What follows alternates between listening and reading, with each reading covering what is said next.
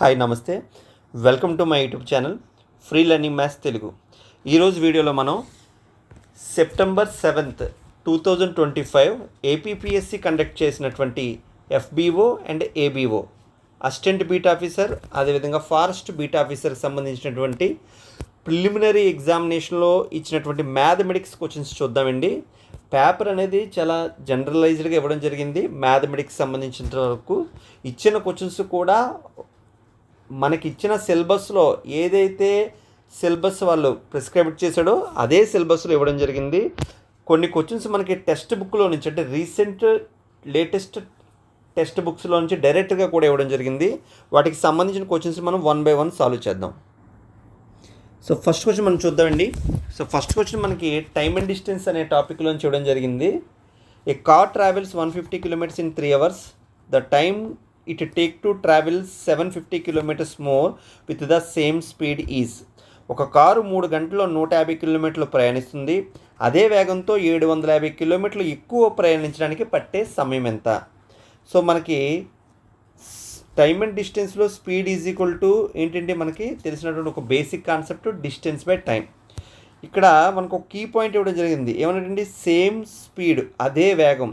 ఎప్పుడైతే స్పీడ్ అనేది కాన్స్టెంట్గా ఉందో డిస్టెన్సు అదేవిధంగా టైంకి మధ్య ఉన్న సంబంధం ఏంటండి, డైరెక్ట్లీ ప్రపోర్షనల్. అంటే డిస్టెన్స్ పెరుగుతున్న కొలది టైము పెరుగుతుంది, డిస్టెన్స్ తగ్గుతున్న కొలది టైం కూడా తగ్గుతుంది. సో ఆ కాన్సెప్ట్ బేస్ చేసుకొని మనం ఈ క్వశ్చన్ ఈజీగా సాల్వ్ చేస్తున్నాం. సో మన క్వశ్చన్లో ఏమన్నాడండి, 150 kilometers ట్రావెల్ చేయడానికి తీసుకున్న సమయము 3 hours. అయితే 750 kilometersని ఎంత సమయంలో చేరుకోగలరు? ఎప్పుడైతే డైరెక్ట్లీ ప్రపోర్షనల్లో మనం క్యాన్సిలేషన్ చేసినప్పటికి ఏమీ లేదండి. అయితే అప్ అండ్ డౌన్ లేదా సైడ్ బై సైడ్, అంటే పైన కింద లేదా పక్క పక్కనే మాత్రమే మనం క్యాన్సిల్ చేసుకోవాలి. సో 155 ఎంతండి, 750. So 3 into 5 15. కాబట్టి మనకి థర్డ్ ఆప్షన్ మన ఆన్సర్ అవుతుంది. సో నెక్స్ట్ క్వశ్చన్ అండి, టైమ్ అండ్ వర్క్లో ఇవ్వడం జరిగింది. 12 men can complete a work in 16 days. In how many days will 8 men complete the same work? 12 మంది పురుషులు ఒక పనిని 16 రోజుల్లో పూర్తి చేయగలరు. 8 మంది అదే పనిని ఎన్ని రోజుల్లో పూర్తి చేయగలరు? ఇక్కడ కూడా మనం గమనిస్తే ఒక కీ పాయింట్ ఇవ్వడం జరిగిందండి. క్వశ్చన్లో మనకి స్పష్టంగా ఏమన్నాడు, సేమ్ వర్క్, అదే పని అన్నాడు. ఎప్పుడైతే వర్క్ అనేది కాన్స్టెంట్గా ఉందో మనకి మెన్ను అదేవిధంగా నెంబర్ ఆఫ్ డేస్ ఈ రెండు కూడా ఎలా ఉంటుందండి, ఇన్వర్స్లీ ప్రపోర్షనల్లో ఉంటుంది. అంటే మ్యాన్ పవర్ పెరిగితే నెంబర్ ఆఫ్ డేస్ తగ్గుతుంది, నెంబర్ ఆఫ్ డేస్ అనేది పెరిగితే మ్యాన్ పవరు తగ్గుతుంటుంది. సో దీన్ని బేస్ చేసుకొని మనం ఈజీగా సాల్వ్ చేస్తున్నాం ఇది క్వశ్చన్ని. సో 12 men మనకి ఏమన్నాడండి క్వశ్చన్లో 16 daysలో కంప్లీట్ చేస్తే సేమ్ వర్క్ని 8 men ఎన్ని రోజుల్లో చేస్తారు? ఎప్పుడైతే డైరెక్ట్లీ ప్రపోర్షనల్ మనం ముందు దాంట్లో ఏమన్నామండి, పైన కింద పక్క పక్కన క్యాన్సిల్ చేసుకుంటాం. బట్ ఇన్వర్స్లీ ప్రపోర్షన్లో మనం ఎప్పుడు కూడా సైడ్ బై సైడ్ అనేది మనం క్యాన్సిలేషన్ చేసుకుంటాం. సో కాబట్టి 8 1s 8 2. So 12 2s 24. కాబట్టి 24 men అనేది మనకు ఆన్సర్ అవుతుంది. లేదా మనకి స్పష్టంగా తెలిసి ఒక ఫార్ములా వాడుతాం చైన్ రూల్లో, M1 D1 is equal to M2 D2. So మీరు ఆ ఫార్ములా వేసుకున్నా మీకు అదే ఆన్సర్ వస్తుంది. సో 12 men 16 daysలో చేస్తే 8 men ఎన్ని రోజుల్లో చేస్తారు? 8 2s 16, 12 2s 24. So next question చూద్దామండి. నెక్స్ట్ క్వశ్చన్ మనకి ఏజెస్ అదేవిధంగా రేషియో అండ్ ప్రపోర్షన్ దానికి సంబంధించి ఇవ్వడం జరిగింది question. A father is twice old as is son 8 years back. Their ages for in the ratio 8:3. Then present age of father and son respectively are. అంటే ఒక తండ్రి తన కొడుకు కంటే 2 రెట్లు పెద్దవాడు అన్నాడు. 8 సంవత్సరాల క్రితం వారి యొక్క వయసుల నిష్పత్తి 8:2 నిష్పత్తిలో ఉంటే తండ్రి మరియు కొడుకుల యొక్క ప్రస్తుత వయసులు ఎంత అని అడుగుతున్నాడు. సో నాకు ఫాదర్ అండ్ సన్ గురించి మనకు మాట్లాడుతున్నాడు. సో ఫాదర్ అండ్ సన్లో ప్రస్తుత వయసు ఏమన్నాడు, 2 రెట్లు అన్నాడు. కాబట్టి అంటే కొడుకు వయసు 1 part ఉంటే తండ్రి వయసు 2 parts ఉంటుంది. కాబట్టి what is the ratio present 2:1. 8 years ఎగో అన్నాడు, అంటే 8 సంవత్సరాల క్రితానికి వెళ్తున్నాను. 8 సంవత్సరాల క్రితం వారి యొక్క వయసు నిష్పత్తి ఏమన్నాడండి, 8:3. సో ఈ క్వశ్చన్ మనం క్రాస్ మెథడ్ ఫామ్లో వేసుకొని మనం చేసుకోవచ్చు. కానీ చాలా సింపుల్ కాన్సెప్ట్తో మనం ఈ క్వశ్చన్ సాల్వ్ చేయొచ్చు. ఇక్కడ మనం గమనిస్తే గ్యాప్ ఆఫ్ ఇయర్ అనేది ఎంత అంటే 8, అంటే ఇద్దరికి మధ్య ఉండేటటువంటి వయసుల యొక్క గ్యాప్ 8 ఇయర్స్, అంటే 8 సంవత్సరాల గ్యాప్ ఉంటుంది. ఎప్పుడైతే ఈ విధంగా గ్యాప్ అనేది ఈక్వల్గా ఉంటుందో మనకి రేషియో యొక్క మధ్యటువంటి డిఫరెన్స్ కూడా మనకి ఖచ్చితంగా ఈక్వల్గా ఉంటుంది. అయితే ఇక్కడ మనం గమనిస్తే 8కి 2కి డిఫరెన్స్ ఎంతండి 6, 3కి 1కి డిఫరెన్స్ ఎంత 2. అంటే ఇక్కడ ఈ విధంగా రేషియో అనేది రిఫరెన్స్ కనబట్టలేదు, కానీ మనం డిఫరెన్స్ ఈక్వల్గా వచ్చేలా చేసుకోవచ్చు. ఎలా చేస్తున్నాం, ఏమీ లేదండి, ఇక్కడ 8కి 3కి మధ్య డిఫరెన్స్ ఎంత 5. అదేవిధంగా 2కి 1కి డిఫరెన్స్ ఎంతండి 1. క్లియర్. ఇక్కడ ఈ 8కి 3కి వచ్చినటువంటి డిఫరెన్స్ ఆఫ్ 5తో దీన్ని నేను మల్టిపుల్ చేస్తున్నాను. అదేవిధంగా ఇక్కడ 1కి ఈ యొక్క డిఫరెన్స్తో దీన్ని మల్టిపుల్ చేస్తున్నాను. మనం ఈ విధంగా గుణించవచ్చా? అవునండి, నిష్పత్తిని ఒకే పదంతో గుణించిన భాగించిన నిష్పత్తి అనేది మారదు. ఆ బేసిక్ కాన్సెప్ట్ ఆధారంగా నేను ఈ విధంగా చేసుకున్నాను. ఇప్పుడు నేను దీన్ని రాసుకుంటే నాకు ఫైనల్గా నాకు ఏమవుతుందండి, ఎప్పుడైతే దీన్ని 1తో మల్టిపుల్ చేసిన ఈ నిష్పత్తి నాకు ఏమవుతుందండి 8:3 అవుతుంది. ఈ నిష్పత్తి నాకు ఏమవుతుంది 10:5 అవుతుంది. ఇప్పుడు మీరు గమనించారో లేదో, ఈ యొక్క డిఫరెన్స్ ఎంతండి 2, ఈ యొక్క డిఫరెన్స్ కూడా ఎంతండి 2. అంటే ఇక్కడ డిఫరెన్సెస్ అనేవి ఎలాగున్నాయి, ఈక్వల్గా ఉన్నాయి. ఎప్పుడైతే డిఫరెన్స్ అనేది ఈక్వల్గా ఉందో అంటే ఈ 2 పార్ట్సే లెక్క ప్రకారం మనకి ఎన్ని ఇయర్స్కి సమానం అండి 8 ఇయర్స్కి సమానం.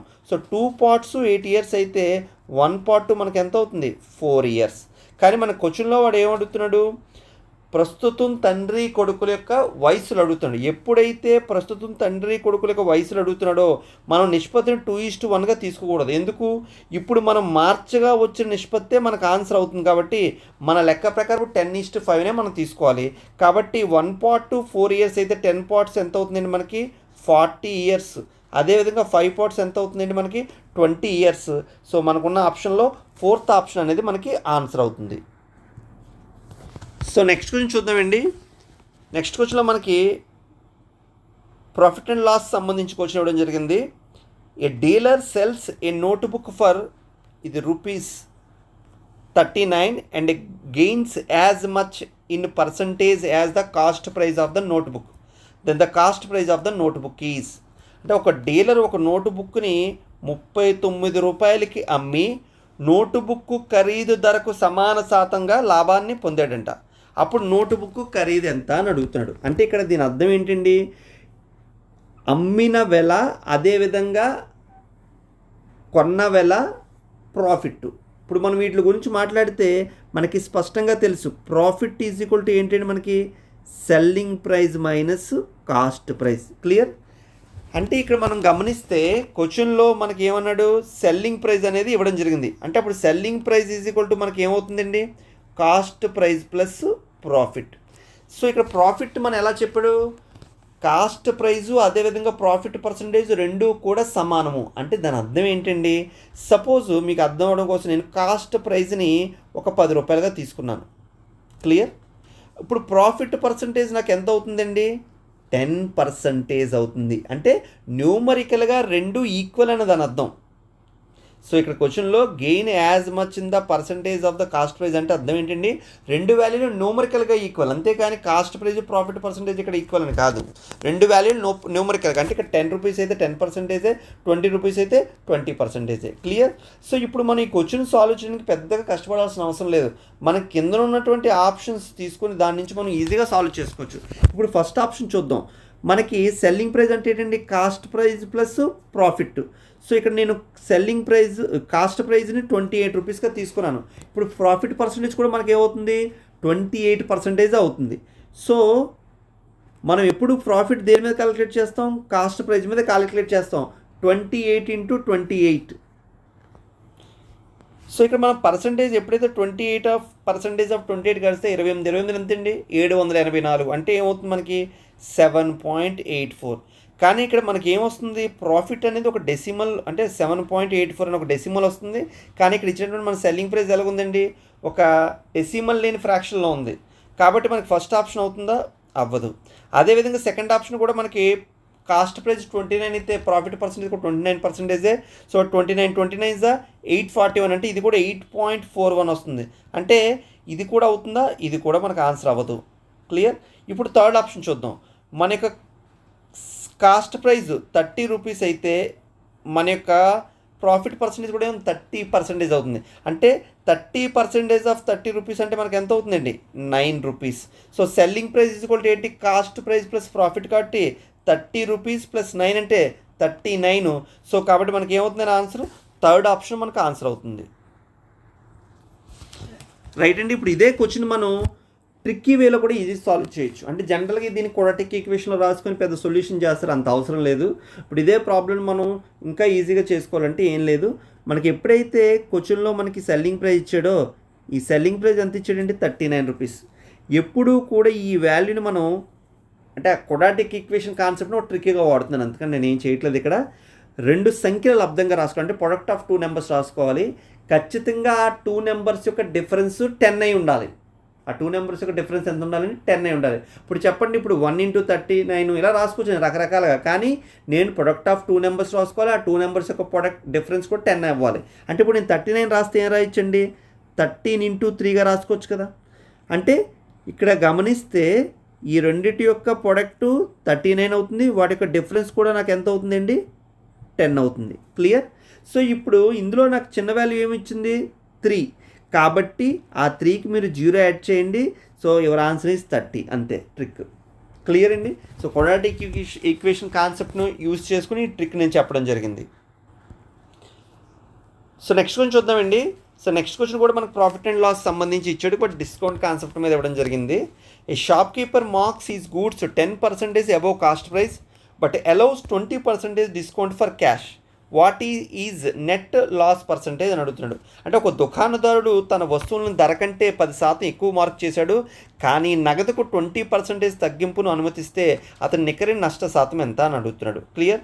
సో మనకి ఇక్కడ స్పష్టంగా తెలుసు మార్కెట్ ప్రైజు, కాస్ట్ ప్రైజు, ఈ కాన్సెప్ట్ నుంచి మనకి ఎలా వస్తుంది. ఇప్పుడు సపోజ్ ఒక కాస్ట్ ప్రైస్ తీసుకున్నాను. ఎప్పుడైతే కాస్ట్ ప్రైస్ని కొంత మేకప్ చేసి మనకు వచ్చి పెంచే వాల్యూ ఏమవుతుందండి? Market price. అంటే మార్కెట్ ప్రైస్ మనకు ఎక్కడి నుంచి వస్తుంది? కాస్ట్ ప్రైస్ నుంచి వస్తుంది. క్లియర్? ఈ యొక్క మార్కెట్ ప్రైస్ మీద ఎంతో కొంత ఒక డిస్కౌంట్ ఇస్తే వచ్చేదే మనకి ఏంటండి? Selling price. క్లియర్? ఇప్పుడు ఈ క్వశ్చన్లో మనం గమనిస్తే కాస్ట్ ప్రైస్ని ఎంత పెంచారన్నాడు? 10% పెంచారు, కానీ ఈ పెంచగా వచ్చినటువంటి మార్కెట్ ప్రైస్ మీద డిస్కౌంట్ ఇచ్చాడు. ఎంత డిస్కౌంట్ ఇచ్చాడండి? 20% డిస్కౌంట్ ఇచ్చాడు. అంటే ఇక్కడ మనం గమనిస్తే పర్సంటేజెస్ అన్నీ ఒకదాని తర్వాత వరుసగా కంటిన్యూస్గా మనం చేస్తున్నాం ఒక వాల్యూ మీద. అంటే ఇక్కడ మనం ఏ కాన్సెప్ట్ని యూజ్ చేయొచ్చండి? సింపుల్ ట్రిక్లో సక్సెసివ్ పర్సంటేజ్ అంటే వరుస శాతాలకు సంబంధించినటువంటి కాన్సెప్ట్ని అప్లై చేసి ఈజీగా సాల్వ్ చేయొచ్చు. కాబట్టి మనకి ఇక్కడ ఈ వాల్యూ పెంచాడు కాబట్టి +10, తగ్గించాడు కాబట్టి -20, ప్లస్ ఇంటూ మైనస్ -10 × 20 200/100. అంటే ఏం లేదు, మీకు సక్సెస్ ఫార్ములా తెలుసు కదండి, x + y + xy/100%. అదే దాన్ని ఆ ఫార్ములా బై హార్ట్ చేయకండి, సింపుల్గా పెరిగింది కాబట్టి +10, తగ్గింది కాబట్టి -20, ప్లస్ ఇంటూ మైనస్ -200/100 వేసాను. సో ఈ రెండు వాల్యూను క్యాన్సిల్ చేశానండి. సో ఇక్కడ నాకు ఏమవుతుంది? -22 + 10 అంటే ఏమవుతుంది? నాకు 12. సో 12% నాకు లాస్ వస్తుంది. కాబట్టి ఫస్ట్ ఆన్సర్ అనేది ఆన్సర్ అవుతుందండి. సో నెక్స్ట్ క్వశ్చన్ చూద్దామండి. సో ఇది కూడా మనకి పాపులేషన్ మీద ఇవ్వడం జరిగింది ప్రాబ్లము. ఇంకా ఇండైరెక్ట్గా చెప్పాలి అంటే ఒక compound interest related type of problem కూడా అనుకోవచ్చు. ఇది ఏమన్నాడు? The population of a village increased to 44,100 in year 2003 at the rate of 5% per annum. What is the population of the village in the year 2001? అంటే 2003వ సంవత్సరంలో ఒక జనాభా సంవత్సరానికి 5% చొప్పున పెరుగుతూ 44,100కి చేరిందంట. అయితే 2001లో సంవత్సరంలో ఆ గ్రామ జనాభా ఎంత అని అడుగుతున్నాడు. చాలా సింపుల్ అండి ఇది. మనం సో ఇచ్చిన పర్సంటేజ్ ఎంత? మనకి 5% కాబట్టి సో 5% మనం రాసుకుంటే ఫ్రాక్షన్లో ఎంత అవుతుందండి? 1/20. అంటే సపోజ్ ఇనీషియల్ స్టేజ్లో మనకి ఎంత ఉందండి? 20 ఉంది. ప్రతి సంవత్సరం ఎంత? 1 పార్ట్ పెరిగితే దీని యొక్క వాల్యూ ఎంత అవుతుంది? 21 అవుతుంది. అదే మనం ఇనీషియల్ అండ్ ఫైనల్ వాల్యూ లేదా లాటరల్ వాల్యూ ఏదని అనుకుంటున్నాం. కానీ ఇలా మనకి ఎక్కడి నుంచి జరిగింది? 2001వ సంవత్సరం నుంచి 2003వ సంవత్సరం జరిగింది. అంటే ఎన్ని ఇయర్స్ స్పాన్ అండి? 2 ఇయర్స్ స్పాన్. అంటే ఏమీ లేదు, మీకు వచ్చినటువంటి ఈ వాల్యూస్ని కూడా మీరు స్క్వేర్ చేస్తే చాలు. క్లియర్? అంటే 20 స్క్వేర్ ఎంత అండి? ఇది 400. 21 స్క్వేర్ అంటే 441. అంటే 2001లో మన యొక్క జనాభా 400 ఉంటే 2003లో మనకు జనాభా ఎంత ఉందండి? 441 ఉంది. కానీ లెక్క ప్రకారము 2003లో ఉండే జనాభా ఎంత అన్నాడు?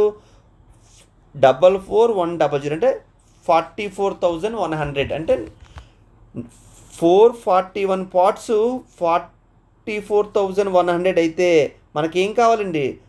2001లో ఉన్నటువంటి జనాభా కావాలి. కాబట్టి 400 పార్ట్స్ మనకి ఎంత అవుతుందండి? సింపుల్ 40,000 అవుతుంది. కాబట్టి 4th ఆప్షన్ ఆన్సర్ అవుతుంది. సో నెక్స్ట్ వన్ చూద్దామండి. Cost of 5 pens is equal to cost of 8 pencils. If the cost of 1 pencil is 5 rupees, then cost of 7 pens is అన్నాడు. అంటే మన క్వశ్చన్లో 5 పెన్నుల ధర 8 పెన్నుల ధరకు సమానం అన్నాడు. ఒక పెన్సిల్ ధర 5 రూపాయలు అయితే 7 పెన్నుల ధర ఎంత అన్నాడు. ఒక చిన్న జనరలైజ్ క్వశ్చన్ అడగడం జరిగింది మనకి. ఇక్కడ క్వశ్చన్లో మనకి ఏమన్నాడు? So 5 pens cost price. So cost price of 5 pens equal to cost price of 8 pencils. ఇదే కదా మనకి ఇచ్చింది. అంటే ఇక్కడ చిన్న ఒక రేషియో కాన్సెప్ట్లో మనం రాసుకోగలిగితే ఈ పెన్సిల్ యొక్క వాల్యూ 5 అయితే పెన్ యొక్క వాల్యూ ఎంత అవుతుంది? 8. అంటే cost price of pens and pencils మనం రాసుకోగలిగితే, సో పెన్స్ ఎంత అండి? 8 అయితే పెన్సిల్స్ ఎంత? 5. So what is the cost price ratio? 8:5. So ఇక్కడ మనకి నెక్స్ట్ ఏం అడుగుతాడు? If the cost of 1 pencil is 5 rupees అన్నాడు. అంటే ఒక పెన్సిల్ యొక్క వాల్యూ 5 rupees అయితే ద కాస్ట్ ఆఫ్ 7 pens ఎంత అని అడుగుతాడు. సో సింపుల్ కాన్సెప్ట్ మనకి 5 parts 5 rupees అయినప్పుడు పెన్సిల్లో పెన్ను 8 parts ఎంత అవుతుందండి? అప్పుడు 8 rupees అవుతుంది. కానీ ఎన్ని పెన్నులు అడుగుతున్నాడు మనకి? 7 pens అడుగుతాడు. మరి 1 pen కాస్ట్ 8 rupees అయితే 7 pen ఎంత అవుతుందండి? 56. కాబట్టి చాలా generalized question. So first option మన ఆన్సర్ అండి. సో నెక్స్ట్ క్వశ్చన్ వచ్చింది, ఒక నెంబర్స్ మీద ఒక క్వశ్చన్ ఇవ్వడం జరిగిందండి. The sum of squares of 2 consecutive even numbers is 452. What are the numbers అని అడుగుతున్నాడు. అంటే 2 వరుస సరి సంఖ్యల వర్గాల మొత్తము సంఖ్య 452 అయితే ఆ సంఖ్యలు ఏంటి? మనకు చాలా సింపుల్. ఇంగ్లీష్లో ఎప్పుడైనా మనకి కన్స్ట్రక్షన్స్ ఇలా ఇచ్చినప్పుడు మీరు ఎప్పుడు కూడా లోపల నుంచి బయటకు వెళ్ళాలి. అంటే ఏంటి? ఫస్ట్ స్క్వేర్ చేసి సమ్ చేయాలా, సమ్ చేసి స్క్వేర్ చేయాలని మిమ్మల్ని అడిగితే ఫస్ట్ ఏముందండి? ఇక్కడ స్క్వేర్ ఉంది. అంటే ఫస్ట్ స్క్వేర్ చేసి తర్వాత సమ్ చేయాలి. అంటే ఇలా బ్యాక్కి వెళ్ళాలి మీరు. క్లియర్? సో ఇప్పుడు సాధారణంగా మన సరిసంఖ్యలు అంటే తెలుసు ఏంటి? ఏదైనా ఒక సంఖ్య 2తో నిశ్శేషంగా భావించబడితే అటువంటి సంఖ్యలు మనం సరిసంఖ్యలు అంటాము. 2 వరుస సంఖ్యల సరిసంఖ్యలు యొక్క భేదం ఎప్పుడు కూడా 2 ఉంటుంది. 2, 4, 6, 12, 14 మీరు ఏవైనా తీసుకోండి, 2 వరుస సరిసంఖ్యలు ఎప్పుడు కూడా డిఫరెన్స్ 2 ఉంటుంది. సో సాధారణంగా మనం ఏం చేసుకుంటాం? ఒక సంఖ్య x అనుకుంటే మరొక సంఖ్యను మనం ఏమనుకోవచ్చండి? x+2 అనుకోవచ్చు. ఈ విధంగా చేస్తే ఏమాత్రం తప్పు లేదు. కానీ ఇలా చేయడం వల్ల మనకి ఏమవుతుందంటే కొద్దిగా క్యాలిక్యులేషన్ అనేది కొంచెం పెద్దదవుతుంది. కాబట్టి నేను ఏం చేస్తున్నానంటే ఇలా తీసుకోవట్లేదు. క్లియర్?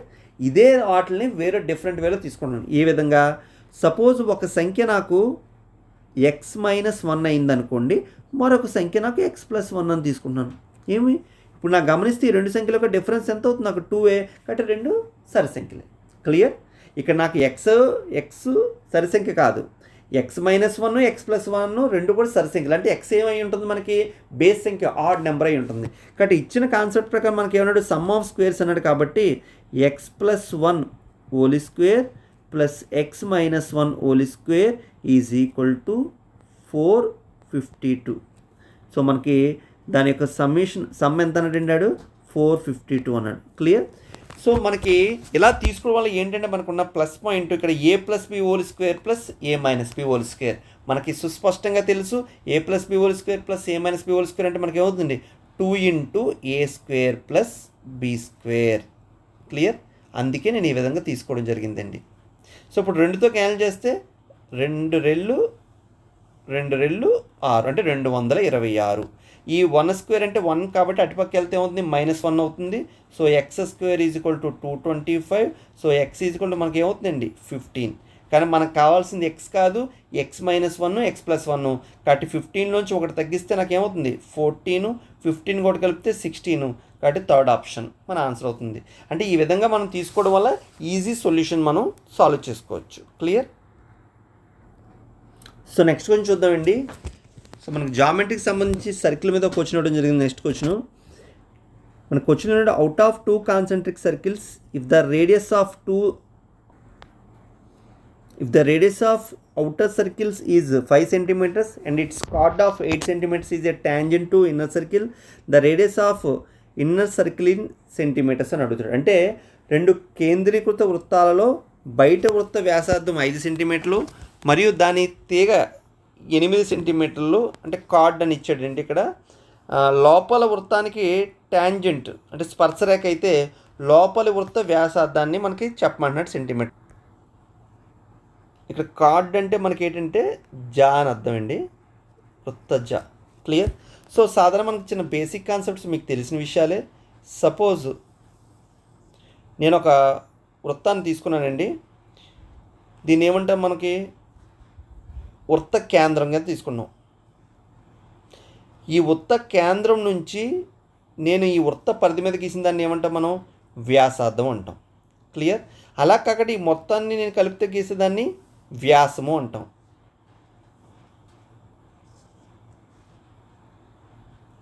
సపోజ్ ఏదైనా వృత్తం యొక్క పరిధి మీద ఒక బిందువు నుంచి నేను ఖండించుకుంటూ ఒక రేఖ గీస్తే దాన్ని ఏమంటాం మనం స్పర్శరేఖ అంటే ట్యాంజెంట్ లైన్ అంటాం. అలా కాకుండా ఏదైనా ఒక వృత్తంలోని పరిధి మీద 2 బిందువులను కలుపుతూ ఒక రేఖ గీసాననుకోండి, దాన్ని ఏమంటాం కార్డ్ వృత్త జా అంటాం. సో ఒక వృత్తంలోని అతిపెద్ద వృత్తజా ఏమవుతుంది, ఆ వృత్తం యొక్క వ్యాసము అంటే ఆ వృత్తం యొక్క డయామీటరే దాని యొక్క అతిపెద్ద వ్యాసం అవుతుంది, వృత్తజా అవుతుంది.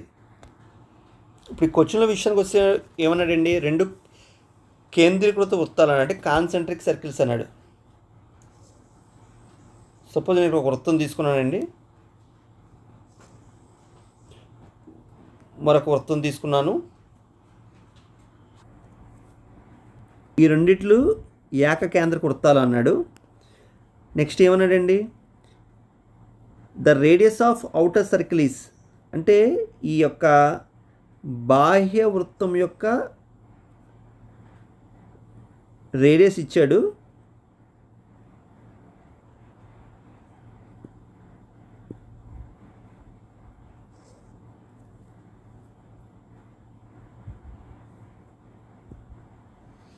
సో దీని యొక్క రేడియస్ మనకి ఎంత అన్నాడండి 5 సెంటీమీటర్స్ అన్నాడు. నేను 5 సెంటీమీటర్స్ తీసుకున్నాను ఈ రేడియస్ని. Next and its chord of 8 centimeters is a tangent అన్నాడు. నేను దీంట్లో ఒక కార్డ్ అంటే ఈ యొక్క పెద్ద సర్కిల్లోకి సంబంధించినటువంటి ఒక కార్డ్ తీసుకుంటే ఈ పెద్ద సర్కిల్లో నేను ఇది గీసినటువంటి గీత అనేది ఈ పెద్ద సర్కిల్కి ఏమవుతుంది కార్డ్ అవుతుంది.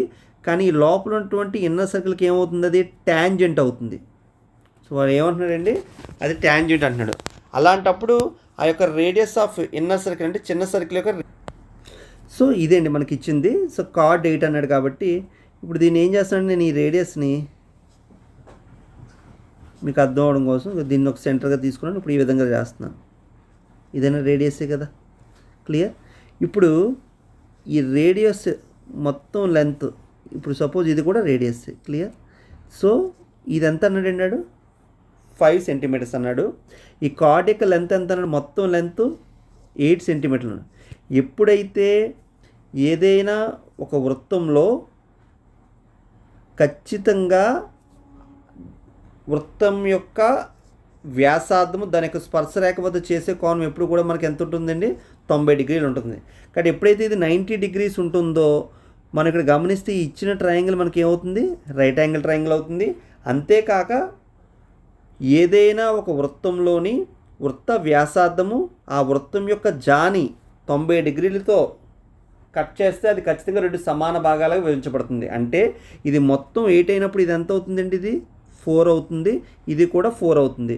సో ఈ ట్రయాంగిల్ ఒక రైట్ యాంగిల్ ట్రయాంగిల్ కాబట్టి ఇది 5 ఇది 4, అప్పుడు ఈ లెంత్ ఎంత అవుతుందండి 3. అయిపోయింది మన ఆన్సర్. కాబట్టి క్వశ్చన్లో మనకి ఏమంటున్నాడు, the radius of inner circle అన్నాడు. కాబట్టి లోపల ఉన్నటువంటి అంతర్వృత్తి యొక్క వ్యాసార్థం ఎంత అవుతుందండి మనకి 3 సెంటీమీటర్స్. సో నెక్స్ట్ కొంచెం చూద్దామండి. If a wheel makes 140 revolution in covering a distance of 44 kilometers, then the radius of the wheel is approximately అన్నాడు. అంటే ఒక చక్రం 44 కిలోమీటర్ల దూరాన్ని కవర్ చేయడంలో 144 సార్లు తిరిగితే ఆ చక్రం యొక్క వ్యాసార్థం ఎంత అని అడుగుతున్నాడు. సో ఇక్కడ మనకి అది ట్రావెల్ చేసిన డిస్టెన్స్ని కిలోమీటర్లో ఇచ్చాడు, మనకు ఆప్షన్స్ మాత్రం దానికి వ్యాసార్థం మీటర్లో కావాలన్నాడు. సాధారణంగా మనకి వీల్ అంటే అది ఏ షేప్లో ఉంటుందండి, ఒక సర్కిల్ షేప్లో ఉంటుంది. సో ఎప్పుడైతే మనకు సర్కిల్ షేప్లో ఉన్న ఒక వీల్ని తీసుకుంటే ఆ వీల్ యొక్క రేడియస్ ఆర్ అయితే అది ట్రావెల్ చేసిన డిస్టెన్స్ మనకు కావాలంటే దాని యొక్క వృత్త పరిధి అంటే సర్క్యూంఫరెన్స్ ఎంత అయితే ఉందో అంత డిస్టెన్స్ ట్రావెల్ చేస్తుంది ఒక రౌండ్కి. అంటే what is the circumference of a circle 2πr. Clear? అంటే ఒక రెవల్యూషన్ అంటే ఒక చుట్ట తిరిగినప్పుడు అది ట్రావెల్ చేసే డిస్టెన్స్ ఎంత అవుతుందండి, 2πr అవుతుంది. కానీ ఇలాంటి రెవల్యూషన్స్ అది n రెవల్యూషన్ చేసింది అనుకోండి, అప్పుడు డిస్టెన్స్ d = మనకి ఏమవుతుంది, n × 2πr. క్లియర్? ఇప్పుడు ఈ క్వశ్చన్లో అదే ఇచ్చాడు. డిస్టెన్స్ ఎంత అన్నాడు, 44 కిలోమీటర్స్ అన్నాడు. కాబట్టి 44 కిలోమీటర్స్ మన మీటర్లో మార్చాలంటే 1 కిలోమీటర్కి 1000 మీటర్స్ కాబట్టి ×1000. సో అది ఎన్నిసార్లు తిరిగింది అన్నాడు, 140. కాబట్టి n వాల్యూ 140. 2 × π వాల్యూ నేను 22/7, నాకు కావాల్సిన రేడియస్ r. సో ఇక్కడ మనం 22 × 44 కాబట్టి 44 క్యాన్సిల్ చేసుకున్నాను. తర్వాత ఇక్కడ 0కి 0కి క్యాన్సిల్ చేశాను. 7 1 7 2 క్యాన్సిల్ చేశాను. సో 2 1 250. అంటే r = ఎంత అవుతుందండి, 50 మీటర్స్ రేడియస్ అవుతుంది. సో నెక్స్ట్ క్వశ్చన్ చూద్దామండి. సో స్టాటిస్టిక్స్ మీద ఇవ్వడం జరిగింది. The pictorial representation of a data in the form of vertical or horizontal rectangles is called. నిలువు లేదా క్షితిజ సమాంతర దీర్ఘచతురస్రాల రూపంలో ఉన్న డేటా యొక్క ప్రాతినిధ్యాన్ని ఏమంటారు అన్నారు. సో ఏమవుతుందండి అది ఆన్సరు మనకి బార్ గ్రాఫ్ అవుతుంది. సో మన ఆన్సర్ ఏమవుతుందండి, బార్ గ్రాఫ్. ఎందుకు సార్ బార్ గ్రాఫ్ అవుతుంది, హిస్టోగ్రామ్ అవ్వదా అంటే ఇక్కడ మనం చూద్దాం. ఇక్కడ ఫస్ట్ ఫ్రీక్వెన్సీ పాలిగాన్ అంటే మనకు తెలుసు. సో ఎక్స్ యాక్సిస్ అదేవిధంగా మనం వై యాక్సిస్ మీద తీసుకునేటప్పుడు సో మన యొక్క పాలిగాన్ ఏమవుతుందండి, ఒక ఫ్రీక్వెన్సీ పాలిగాన్ రూపంలో ఉంటుంది. క్లియర్? అలా కాకుండా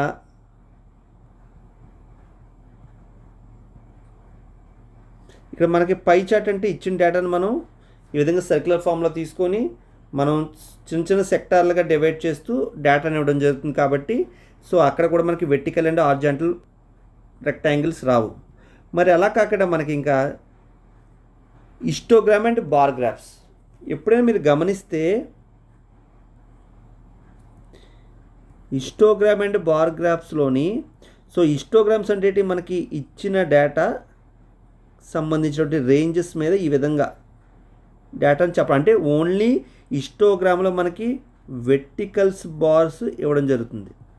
కానీ బార్ చార్ట్ విషయానికి వచ్చేసరికి మనకి ఏమవుతుందండి, ఈ విధంగా మనకి వెర్టికల్ బార్స్ అయినా ఉండొచ్చు లేదా మనకి ఇచ్చినటువంటి డేటాలో హారిజాంటల్ బార్స్ అయినా ఉండొచ్చు. సో బార్ చార్ట్లో. కాబట్టి క్వశ్చన్లో మనకి ఏమన్నాడు, వెర్టికల్ ఆర్ హారిజాంటల్ అన్నాడు. కాబట్టి ఆన్సర్ ఏమవుతుందండి, మనకి బార్ గ్రాఫ్ అవుతుంది.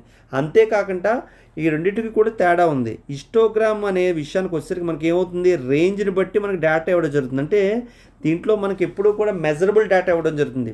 సో అలా కాకుండా బార్ చార్ట్లో మనకి ఏమవుతుంది, కేటగరైజ్డ్ డేటా ఉంటుంది. ఈక్వల్ ఇంటర్వెల్లో వాడికి డిస్టెన్స్ మెయింటైన్ చేస్తూ మనం గ్రాఫ్ గీయడం జరుగుతుంది. దీని గురించి మీకు కావాలంటే క్షుణ్ణంగా స్టాటిస్టిక్స్ వీడియో చేయమని మీరు ఎవరైనా కావాలనుకుంటే నాకు కామెంట్స్లో చెప్పండి, ఖచ్చితంగా ఒక వీడియో చేసి పెడతాను స్టాటిస్టిక్స్ మీద. సో నెక్స్ట్ క్వశ్చన్ చూద్దామండి. సో నెక్స్ట్ క్వశ్చన్ మనకి ఏమన్నాడండి, the median of data values of n observations if n is odd. N బేస్ సంఖ్యలు అయితే ఎన్ పరిశీలన డేటా విలువ యొక్క మధ్యగతము అని అంతా అడుగుతున్నాడు. సో మనకి ఇచ్చిన దత్తాంశము ఎన్ వాల్యూ మీద ఆధారపడి మధ్యగతాన్ని మనం చెప్పడం జరుగుతుంది. సపోజ్ ఎన్ అనేది ఈవెన్ అవ్వచ్చు లేదా ఎన్ అనేది మనకి ఆడ్ అవ్వచ్చు. ఎప్పుడైతే ఎన్ అనేది మనకి ఆడ్ అయిందో ఖచ్చితంగా మనకి ఏమవుతుంది, మిడిల్లో మధ్యగతము. సో మీడియన్ ఎప్పుడు కూడా ఒకే ఒక వాల్యూ ఉంటుంది. అలా కాకుండా మనకి ఈవెన్ అయినప్పుడు మనకి మధ్యలో అనేవి 2 వాల్యూస్ ఉండడం జరుగుతుంది. సపోజ్ n అనేది ఈవెన్ అయిందనుకోండి, మనకి ఎప్పుడైతే 2 వాల్యూస్ వస్తే ఆ 2 వాల్యూస్కి మనం యావరేజ్ కట్టడం జరుగుతుంది. సో దాన్ని ఎలా ఫైండ్ చేస్తాం ఆ 2 వాల్యూస్ అంటే, మనకి నెంబర్ ఆఫ్ అబ్జర్వేషన్స్ n అయితే n/2 అనేది ఒక అబ్జర్వేషను, అదేవిధంగా వచ్చిన n/2 + 1 అంటే ఆ తర్వాత అబ్జర్వేషన్ తీసుకొని ఈ రెండిట్లకి మనం ఏం కట్టాలండి, యావరేజ్ కట్టాలి. ఆ వచ్చేది మీడియన్. అలా కాకుండా మనకి n అనేది ఆడ్ అయిందనుకోండి, మనకి median is equal to n + 1/2 అవుతుంది. కాబట్టి మన క్వశ్చన్లో n అనేది ఆడ్ అన్నాడు కాబట్టి మన ఆప్షన్ ఏమవుతుందండి, n + 1/2. కాబట్టి సెకండ్ ఆప్షన్ మన ఆన్సర్ అవుతుంది. సో నెక్స్ట్ వన్ చూద్దామండి. A small unit of a factory as a 5 employees consisting of A supervisor and 4 labour. The workers earn A salary of 5,000 rupees per month each, while the supervisor get 15,000 rupees per month. Then the mean, median and mode of the salaries అని అడుగుతున్నాడు. So మనకి mean అంటే ఏంటి? So mean అన్నా average అన్నా ఒకటే. Median అంటే ఏంటి? ఇప్పుడే మనం చెప్పుకున్నాం, మనకి ఇచ్చినటువంటి n అబ్జర్వేషన్స్ ప్రకారం మనకి మిడిల్ ఉన్న వాల్యూస్ బట్టి మనకి మీడియన్ ఫైండ్ చేయడం జరుగుతుంది. సో మోడ్ అంటే ఏంటి?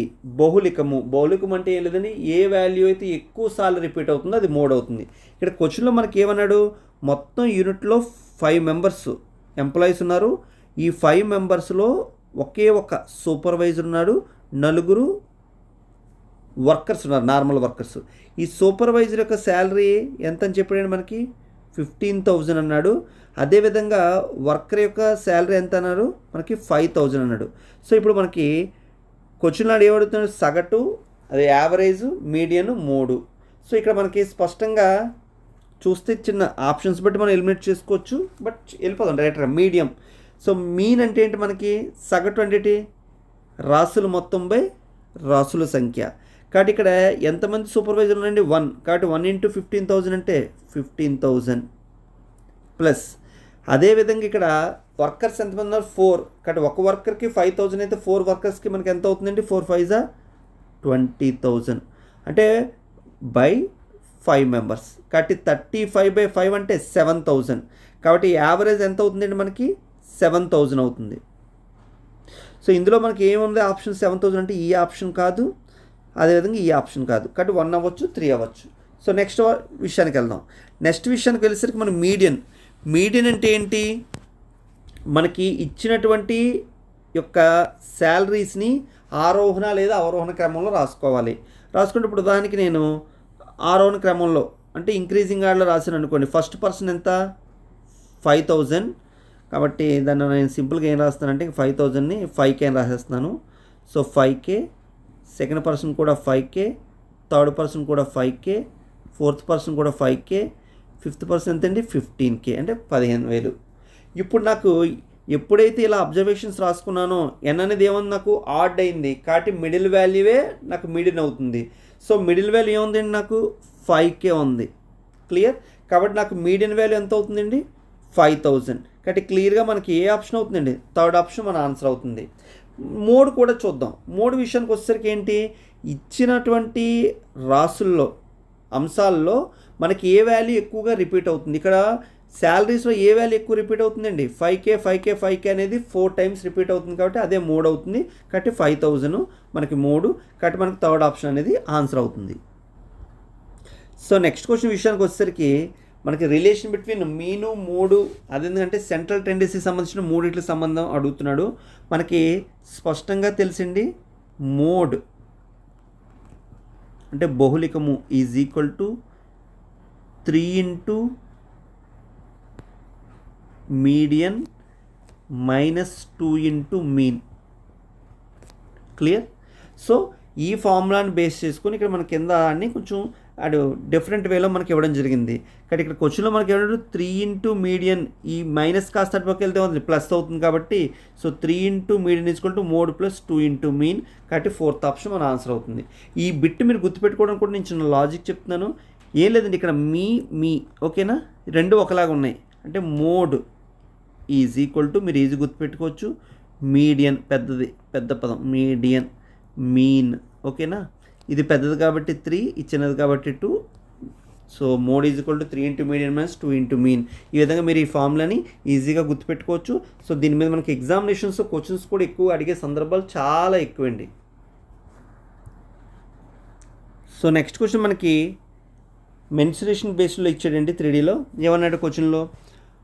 సో 48 మీటర్ల పొడవు, 0.4 మీటర్ల మందం మరియు 5 మీటర్ల ఎత్తుగలిగిన ఒక గోడని ఇటుకలతో ప్రతి కొలతలో 25 సెంటీమీటర్లు, 16 సెంటీమీటర్లు, అదేవిధంగా 10 సెంటీమీటర్లు, ఇక్కడ సో 10 సెంటీమీటర్లు సో నిర్మిస్తే మోటార్ గోడ పరిమాణంలో 1/10% అడుగులు ఆక్రమించినట్టే ఆ గోడ నిర్మించడానికి ఎన్ని ఇటుకలు ఉపయోగిస్తారు అని ఒక క్వశ్చన్ అడుగుతున్నాడండి. అంటే ఏం లేదు, ఒక గోడ అనేది ఈ కన్స్ట్రక్షన్ చేస్తున్నారండి. ఈ గోడ కన్స్ట్రక్షన్ చేసేటప్పుడు దీంట్లో ఇటుకల్ని మనం ఏం చేస్తాం, యూజ్ చేయడం జరుగుతుంది. ఈ విధంగా మనం ఇటుకల్ని యూజ్ చేసేటప్పుడు ఆ ఇటుకల యొక్క మెజర్మెంట్స్ ఇవ్వడం జరిగింది. అంతేకాకుండా ఆ మోటార్ గోడలో 1/10% అడుగులు ఆక్రమించండి. ఒక మోటార్ పెడుతున్నారు, ఆ మోటార్ అనేది మనకి ఏమవుతుందండి, 1/10th పార్ట్ అనేది వాల్యూమ్ను ఆక్యుపై చేసేస్తుంది. అంటే ఇంకా రిమైనింగ్ కన్స్ట్రక్షన్స్లో మనకి ఎన్ని బ్రిక్స్ ఉపయోగపడతాయి అని అడుగుతున్నాడు. సో మనకి స్పష్టంగా తెలుసు 1/10 అంటే ఈ 10 పార్ట్లలోని మనం గమనిస్తే, సో ఈ 10 పార్ట్లను ఒక పార్టు మోటరే ఆక్రమించేస్తుంటే మనకి ఇంక రిమైనింగ్ ఎన్ని పార్ట్స్ ఉంటాయండి, 9 పార్ట్సే కదంటే ఈ కన్స్ట్రక్షన్ 10 పార్ట్స్గా తీసుకుంటే ఇంక రిమైనింగ్ ఎన్ని పార్ట్స్ ఉంది, 9 పార్ట్స్. ఈ 9/10 పార్ట్స్కే మనం వాల్యూమ్ కట్టుకుంటే సరిపోతుంది. ఎందుకు, ఆల్రెడీ 1 పార్ట్ అనేది ఏమైపోయింది, ఈ మోటరే గోడ పరిమాణంలో ఆక్యుపై చేసింది. ఇంకా రిమైనింగ్ వాటిలో మనకి ఇంకా ఎన్ని బ్రిక్స్ కావాలని అడుగుతున్నాడు. మనకి స్పష్టంగా తెలుసు ఇలాంటి వాటిలో మనకి ఏం చేస్తాయండి, ఏదైతే బిగ్ క్వాంటిటీ తీసుకున్నామో big volume by small volume. అంటే బిగ్ వాల్యూమ్ అంటే ఏంటి, మనం తీసుకున్నటువంటి గోడ యొక్క ఘన పరిమాణం కడుతున్నాం, అదేవిధంగా ఇటుకల యొక్క ఘన పరిమాణం కడుతున్నాం. మనకి ఇది ఏ షేప్లో ఉందండి, ఒక క్యూబైడ్, ఒక దీర్ఘఘన రూపంలో ఉంది కదా. దాని యొక్క వాల్యూమ్ ఈజ్వల్ టు మనకి ఏమవుతుంది, length into breath into height. కాబట్టి నేను ఒక పెద్ద గోడ యొక్క ఘన పరిమాణం నేను వేసుకుంటే ఏమవుతుందండి, నాకు 48 ఇంటూ 0.4 ఇంటూ 5. కానీ ఇక్కడ ఒక విషయాన్ని మనం కొంచెం శ్రద్ధగా గమనించాలి. ఏంటి ఆ విషయం, ఇక్కడ ఇచ్చింది ఎందులో ఉందండి, ఇది మీటర్లో ఉంది. కానీ ఇక్కడ ఇటుక బెడ్ యొక్క ఘనపరిమాణం మనకి ఎందులో ఉంది, సెంటీమీటర్లో ఉంది. కాబట్టి ఈ మీటర్స్ని నేను సెంటీమీటర్లోకి మార్చాలి. మరి నేను మీటర్స్ని సెంటీమీటర్లో మార్చాలి అంటే బై మారుస్తాను, తర్వాత ముందు ఇది కూడా రాసేస్తాను. ఇదంతండి 25 ఇంటూ 16 ఇంటూ 10. చూడాలి ఇక్కడ ఇది మార్చుకోవడం మనం చేసుకోకపోతే మరి ఆ వచ్చే ఆన్సర్ కొంచెం మనకి డిఫరెంట్ వేరియేషన్లో వస్తుంది, అందుకే చూసుకోవాలి. సో దీన్ని నేను ఏం చేసుకోవాలండి, సెంటీమీటర్లో మార్చుకోవాలి. కాబట్టి ఒక మీటర్కి ఎన్ని సెంటీమీటర్లు, 100. కానీ ఇక్కడ ఎన్ని మీటర్స్ ఉన్నాయి, 1 2 3 అంటే 3 క్వాంటిటీస్ నేను కన్వర్ట్ చేస్తున్నాను కాబట్టి 100^3 వేసాను. క్లియర్. సో ఇప్పుడు నేను క్యాన్సిలేషన్ చేసుకొని నాకు ఆన్సర్ నేను ఈజీగా రాసుకుంటున్నాను. ఎలా రాస్తున్నాను ఇక్కడ చూస్తున్నాను ఇక్కడ. సో ఇక్కడ నాకు క్యాన్సిల్ అయ్యే ఏమైనా చూద్దామండి. సో ఇక్కడ నాకు 0.4కి ఇక్కడ 5కి ఇక్కడ గమనిస్తే 4 5s ఎంత 20 అంటే ఇక్కడ 2 అవుతుంది. కాబట్టి 2 1s 2 8s. క్లియర్. అదేవిధంగా 8 1s 8 6. ఇంకా మనకు క్యాన్సిల్ అయ్యే ఉన్నాయండి. ఇంకా రిమైనింగ్ నేను రాసేసుకుంటున్నాను. కాబట్టి 6 9s ఎంతండి, 54 ఇంటూ 100 ఇంటూ 100 ఇంటూ 100 అంటే 100 క్యూబ్ ఇలా రాశాను. బై ఇక్కడ నాకు ఇక్కడ ఏముందండి, 10 10 అంటే 100 ఇంటూ 25. క్లియర్. సో ఇక్కడ 100కి 100కి క్యాన్సిల్ అవుతుంది. ఇక్కడ 25 1s 25 4s. ఇంకా నాకు 54 4s 4 4 16 4 5 20 216. 2 సున్నాలు అంటే 21600. కాబట్టి సెకండ్ ఆప్షను మన ఆన్సర్ అవుతుంది. అంటే ఈ గోడను నిర్మించడం మనకి ఎన్ని ఇటుకలు కావాలండి, 21,600 ఇటుకలు కావాల్సి ఉంటుంది. ఇక్కడ ఈ వాల్యూ చాలా ఇంపార్టెంట్. ఎందుకు, 10 పార్ట్లో 1 పార్ట్ అనేది ఆల్రెడీ మోటార్ ఆక్యుపై చేసింది కాబట్టి రిమైనింగ్ 9 పార్ట్స్ని మాత్రమే 1 ఇటుకలతోటి ఆక్యుపై చేయాలి. కాబట్టి దాని యొక్క వాల్యూని మాత్రమే నేను ఫైండ్ చేయడం జరిగింది. సో నెక్స్ట్ వన్ చూద్దామండి. The ratio of the areas of 2 similar triangles is 49:121. What is the ratio of their perimeter. So మనం ఎప్పుడైనా సరే 2 స్వరూప త్రిభుజాలు ఇక్కడ చూసుకోండి, రేఖాచిత్రంలో త్రిభుజాలు, 2 త్రిభుజాలు తీసుకున్నానండి. సపోజ్ ఏబిసి, అదేవిధంగా డిఈఎఫ్, ఈ 2 త్రిభుజాలు కూడా స్వరూప త్రిభుజాలు అయ్యాయనుకోండి, ఎప్పుడైనా ABC triangle ABC is similar to triangle DEF అయితే వాటి యొక్క వైశాల్యాలు ఎప్పుడూ కూడా వాటి యొక్క అనురూప భుజాల నిష్పత్తి వర్గాలకు సమానంగా ఉంటుంది. అంటే ఎప్పుడు ఇక్కడ మనకి ఏమవుతుందంటే A B by D E is equal to, అదేవిధంగా B C by E F is equal to A C by D F. అంటే 2 త్రిభుజాలు ఎప్పుడైనా సిమిలర్ ట్రయాంగిల్స్ అయితే వాటి యొక్క అనురూప భుజాలు ఎప్పుడు కూడా ఒకే నిష్పత్తిలో ఉంటాయి. వాటి యొక్క వాల్యూమ్ మనకు ఘనపరిమాణం, వాటి యొక్క వైశాల్యాలు కావాలనుకుంటే అనురూప భుజాల యొక్క వర్గాలే దాని యొక్క వైశాల్యాల యొక్క నిష్పత్తి అవుతుంది. అంటే triangle ABC, area of a triangle ABC is to అవుతుంది. కాబట్టి ఇప్పుడు ఆ కాన్సెప్ట్ని బేస్ చేసుకొని మనం ఈజీగా చేయాలనుకుంటే, అంటే triangle ABC area triangle DEF వీటి యొక్క వైశాల్యాలు నిష్పత్తి మనకు కావాలనుకుంటే వాటి యొక్క అనురూప భుజాల యొక్క వర్గాల నిష్పత్తికి సమానంగా ఉంటుంది. క్లియర్? నేను ఒక భుజం రాశాను.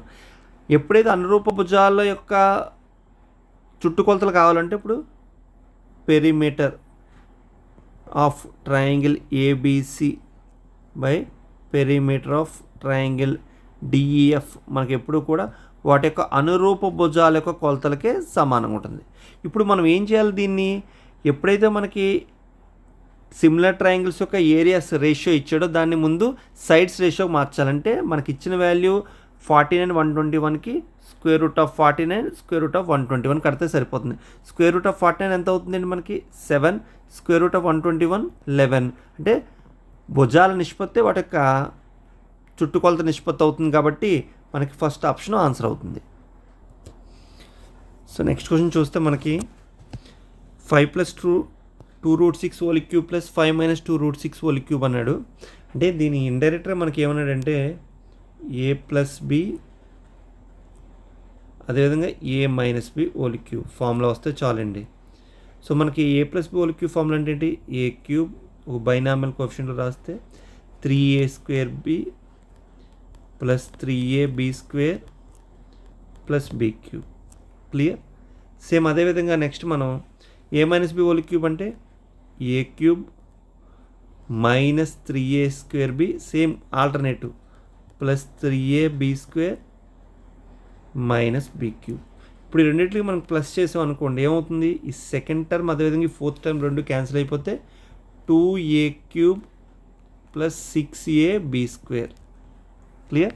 ఇప్పుడు ఇక్కడ ఏ వాల్యూ ఎంత అవుతుందండి? 5. బి వాల్యూ మనకి ఏమవుతుంది? 2 రూట్ 6. సబ్స్టిట్యూట్ చేస్తే 2 × 5³ అంటే 125, 6 5 30 × 2 రూట్ 6 దీనికి హోల్ స్క్వేర్ అంటే 2 4 4 6 24. సో 24 3 ఎంతండి? 720. ఇక్కడ ఇది కాస్త మనకి 250. కాబట్టి రెండింటిని కలిపితే మనకి 079 కాబట్టి 970 మన ఆన్సర్ అవుతుంది. సో సెకండ్ ఆప్షన్ ఆన్సర్ అండి. సో నెక్స్ట్ క్వశ్చన్ చూద్దామండి. What will be the area of the largest square that can be cut out of a circle of radius 10 centimeters అన్నాడు. సో నేను ఒక సర్కిల్ తీసుకున్నానండి. ఈ సర్కిల్లో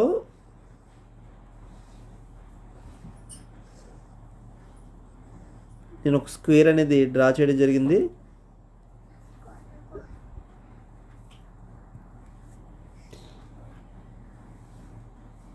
ఈ స్క్వేర్ డ్రా చేస్తే నేను ఒక లైన్ గీస్తే ఈ లైన్ ఏమవుతుందండి? ఈ లైన్ అనేది సర్కిల్కి డయామీటర్ అవుతుంది. అదేవిధంగా ఈ యొక్క స్క్వేర్కి అది డయాగ్నల్ అవుతుంది. ఎప్పుడైతే మనకి క్వశ్చన్లో రేడియస్ 10 అన్నాడో మొత్తం దీని వాల్యూ అవుతుంది 10 + 10 20 అవుతుంది. సో మనకు స్పష్టంగా తెలుసు ఎప్పుడైతే ఒక స్క్వేర్ యొక్క డయాగ్నల్ d అని తీసుకుంటే దాని యొక్క ఏరియా ఈజ్ ఈక్వల్ టు మనకి ఏమవుతుందండి? d² / 2. కాబట్టి దాని యొక్క డయాగ్నల్ 20 కాబట్టి సో 20 × 20/2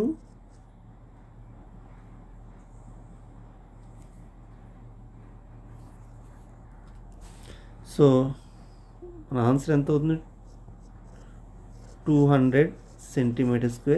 సో సెకండ్ ఆప్షన్. కానీ మనకి ఇచ్చినటువంటి కీలో మాత్రం 100 అని ఇచ్చాడండి, ఆన్సర్ మాత్రం 100 కాదు 200 cm² అవుతుంది. సో నెక్స్ట్ కొంచెం చూద్దండి. In a triangle A B C A D is a angular bisector of a angle A meeting the sides B C at D if B D ఇచ్చాడు, అదే బీసీ ఇచ్చాడు, అయితే ఏబీ ఈజ్ టు ఏసీ అని అడుగుతున్నాడు. సో నేను ఒక ట్రయాంగిల్ తీసుకున్నానండి. సో తీసుకున్న ట్రయాంగిల్లో ఇది ఏ, ఇది బి, ఇది సి అనుకున్నాను. సో ఇక్కడ నుంచి నేను ఒక యాంగులర్ బైసెక్టర్ గీసాను. ఏ నుంచి ఇది డి అనే ఒక పాయింట్ దగ్గర నాకు కనెక్ట్ చేసింది. అయితే మనకు తెలిసి యాంగులర్ బైసెక్టర్ థియరం ప్రకారం మనకి ఏమవుతుందండి, AB by AC is equal to BD by DC. Clear? So ఇప్పుడు దీన్ని బేస్ చేసుకొని మనకి క్వశ్చన్ నాడు ఏమన్నాడండి, బీడీ ఎంత అన్నాడు, 8 అన్నాడు. సో బీసీ ఎంత అన్నాడు, 12 అన్నాడు. ఎప్పుడైతే బీసీ మొత్తం 12 అయితే ఇది 8 అయితే ఇది ఎంత అవుతుంది, ఇది 4 అవుతుంది. అప్పుడు నాకు క్వశ్చన్లో మనకి ఏబీ ఈజ్ టు ఏసీ అన్నాడు. కాబట్టి ఇది ఏ వాల్యూ ఎంత అవుతుంది, ఇది 8, అదేవిధంగా ఈ వాల్యూ 4, కాబట్టి 2:1. కాబట్టి ఫస్ట్ ఆప్షన్ మన ఆన్సర్ అండి. సో నెక్స్ట్ క్వశ్చన్ విషయానికి వచ్చేసరికి మనకి ఏమనంటే 1000 హోల్ పవర్ 1/3 0.041/2 మనకి ఇచ్చాడు. Simple concept. మనకి స్క్వేర్ రూట్ ఆఫ్ 1000 అంటే మనకి ఎంత అండి ఇక్కడ,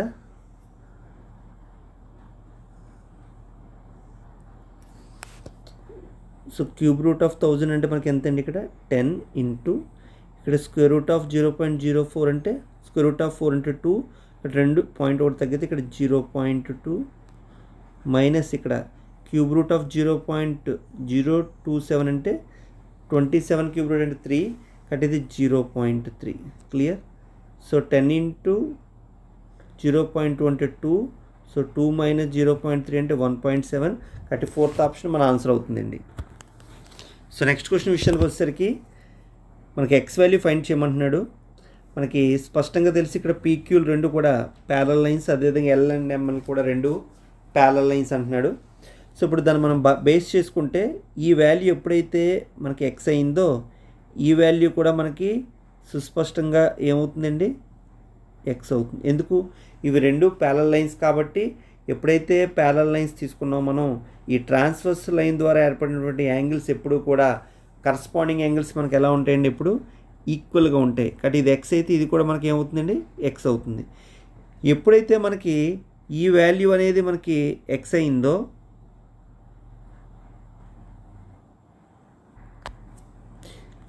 ఈ వాల్యూ కూడా మనకి ఏమవుతుందండి, ఎక్స్ అవుతుంది. ఎందుకు, vertically opposite angles are equal. So ఎప్పుడైతే రెండు ప్యారలల్ లైన్స్ మధ్య ఒక ట్రాన్స్వర్స్ లైన్స్ తీసుకున్నామో ఈ రెండింటి యొక్క యాంగిల్స్ మనం ఏమంటాం, కాంజుగేటివ్ యాంగిల్స్ అంటాం. వీటి యొక్క సమ్ ఎప్పుడు కూడా మనకి ఏమవుతుందండి, 180 అవుతుంది. కాబట్టి మనకి 3x + 4 + x = మనకి ఎంత అండి, 180 degrees. కాబట్టి 4x = 180 - 4 అంటే 176. So 4 4s are 16, 4 4s are 16. So x = ఎంత అండి మనకి 44 degrees. సో థర్డ్ ఆప్షన్ మన ఆన్సర్ అవుతుంది. సో నెక్స్ట్ క్వశ్చన్ చూస్తే ఒక దీర్ఘచతురం యొక్క పొడవు 60% పెరుగుతుంది, అదే వైశాల్యాన్ని కొనసాగించడానికి దాని వెడల్పు ఎంత శాతం తగ్గించాలి అన్నాడు. సో ఇక్కడ మనకి 60% అన్నాడు కాబట్టి దీన్ని మనం ఫ్రాక్షన్లో రాసుకుంటే ఎంత అవుతుందండి, 60/100. క్లియర్? అంటే 3/5. మనకు తెలుసు ఎప్పుడు కూడా కింద ఉన్నటువంటి వాల్యూ మనకి ఇనీషియల్ వాల్యూ అయితే ఇది ఫైనల్ వాల్యూ అవుతుంది. అంటే ఇప్పుడు ఉదాహరణకి సో ఏరియా = మన ఫార్ములా ఏంటండి, లెంత్ ఇంటూ బ్రెత్. క్లియర్? ఇప్పుడు దీన్ని మనం బేస్ చేసుకుంటే సో ఇక్కడ నాకు లెంత్ ఇచ్చాడు, అదేవిధంగా బ్రెత్ ఇచ్చాడు. సో నేను ఏరియా గురించి మాట్లాడుతున్నాను. సో ఇనీషియల్ మనకి ఏమంటున్నాడు, లెంత్ ఎంత ఉందండి, 5 parts ఉంది. బట్ ఫైనల్ లెంత్ ఎంత అయిందండి మనకి 3 పార్ట్స్ పెరిగితే 8 అయింది. కానీ ఏరియా ఇక్కడ కూడా ఒకేలా ఉండాలంటున్నాడు. ఇక్కడ ఒకేలా ఉండాలి అంటే దాని అర్థం ఏంటి? ఇక్కడున్న value so area is equal to length into breath కాబట్టి మనం మల్టిపుల్ చేస్తే సేమ్ వాల్యూ ఇవ్వాలి కాబట్టి నేను ఏం చేస్తున్నాను, ఈ 8ని ఇక్కడ వేస్తున్నాను, ఈ 5ని ఇక్కడ వేస్తున్నాను. ఇప్పుడు చూడండి 8 5 40, 8 5 40 అంటే ఏరియా ఏమవుతుంది నాకు ఈక్వల్గా ఉంటుంది. అంటే ఇప్పుడు బ్రెత్ విషయానికి వచ్చేసరికి ఇనీషియల్గా బ్రెత్ ఎంత ఉందండి, 8 పార్ట్స్ ఉంది. ఇప్పుడు ఫైనల్గా ఎంత అయింది, 5 పార్ట్స్ అయింది. అంటే పెరిగిందా తగ్గిందా, తగ్గింది. ఎన్ని పార్ట్స్ తగ్గింది, 3. కాబట్టి 3/8. 3/8 అంటే నేను పర్సంటేజ్లో రాసుకుంటే 3/8 × 100 లేదా 1/8 అంటే మనకి 12.5. సో దీని కాస్త నేను రాసుకుంటే 3 × 12.5 అంటే 37.5. కాబట్టి ఫస్ట్ ఆప్షన్ మన ఆన్సర్ అవుతుంది. ఇప్పుడు ఇదే ప్రాబ్లమ్ని మనం ఇంకా ఈజీగా సాల్వ్ చేయాలనుకుంటే ఎలా చేయొచ్చు, ఏం లేదండి 60% పెరిగింది కాబట్టి సేమ్ మన పర్సంటేజ్లో కాన్సెప్ట్ ఎంత పెరిగిందండి 60. 100 కాస్త ఎంత ఉంది 160 × 100 అయిపోయింది ఒక స్టెప్లో. So 0 0 cancel. సో 2 3 2 8. సో 8 12 అంటే 12.5. సో 37.5. సో ఫస్ట్ ఆప్షన్ మన ఆన్సర్ అవుతుంది. So next question, which of the following methods the central tendency can be calculated graphically. So గ్రాఫికల్గా మనం చేయగలిగే సెంట్రల్ టెండెన్సీ ఏంటి అనే క్వశ్చన్ మనల్ని అడగడం జరుగుతుంది. మనకి కేంద్రీయ స్థాన విలువలు అంటే ఏమని చెప్పుకున్నాం, మీను, మీడియన్, మోడ్. ఈ మూడింటిని కూడా మనం ఏమంటాం, సెంట్రల్ టెండెన్సీ వాల్యూస్ అంటాం, కేంద్రీయ స్థాన కొలతలు అంటాం.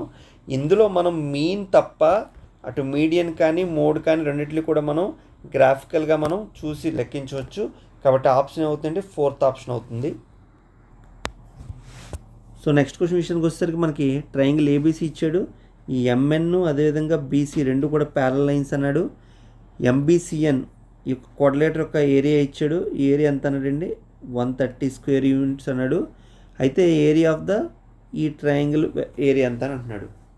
ఇక్కడ మనకి ఏఎన్ వాల్యూ ఎంత ఇచ్చాడండి 4 పార్ట్స్ ఇచ్చాడు. ఇక్కడ ఎన్సీ వాల్యూ 5 పార్ట్స్ ఇచ్చాడు. అంటే ఓవరాల్గా మనకి ఎంత అవుతుంది, ఇది 9 పార్ట్స్ అవుతుంది. సో ఇక్కడ మనం ఒక విషయాన్ని మనం క్షుణ్ణంగా గమనిస్తే ఎప్పుడైనా సరే ఈ triangle ABC, so triangle ABC అదేవిధంగా ట్రయాంగిల్ ఏఎంఎన్ ఈ రెండు కూడా మనకి ఏమవుతాయండి సిమిలర్ ట్రయాంగిల్స్ అవుతాయి.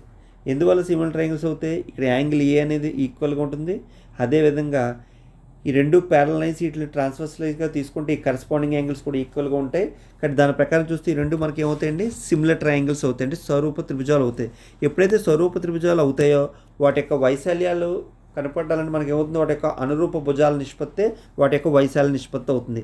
కాబట్టి నాకు area of a triangle ABC by area of a triangle AMN కావాలి అనుకుంటే, సో అనురూప భుజాలు అంటే ఏంటండి, సో ఇక్కడ ట్రయాంగిల్ ఏబీసీ యొక్క ఈ భుజం అంటే అనురూప భుజం ఏసీ, ఇక్కడ నాకు ఏమవుతుందండి ఏఎన్ అవుతుంది. ఇక్కడ ఏఎన్ వాల్యూ 4, ఎన్సీ వాల్యూ 5 అయితే ఏసీ వాల్యూ ఎంత అవుతుంది 9. కాబట్టి మనం ఆల్రెడీ ముందే చెప్పుకున్నాం వాటి యొక్క అనురూప భుజాల యొక్క వర్గాల యొక్క నిష్పత్తి వాటి యొక్క వైశాల్య నిష్పత్తి. కాబట్టి సో 9 స్క్వేర్ బై ఇక్కడ నాకు ఏఎన్ వాల్యూ ఎంత అవుతుందండి 4 స్క్వేర్. సో 9 స్క్వేర్ అంటే ఎంత అవుతుంది నాకు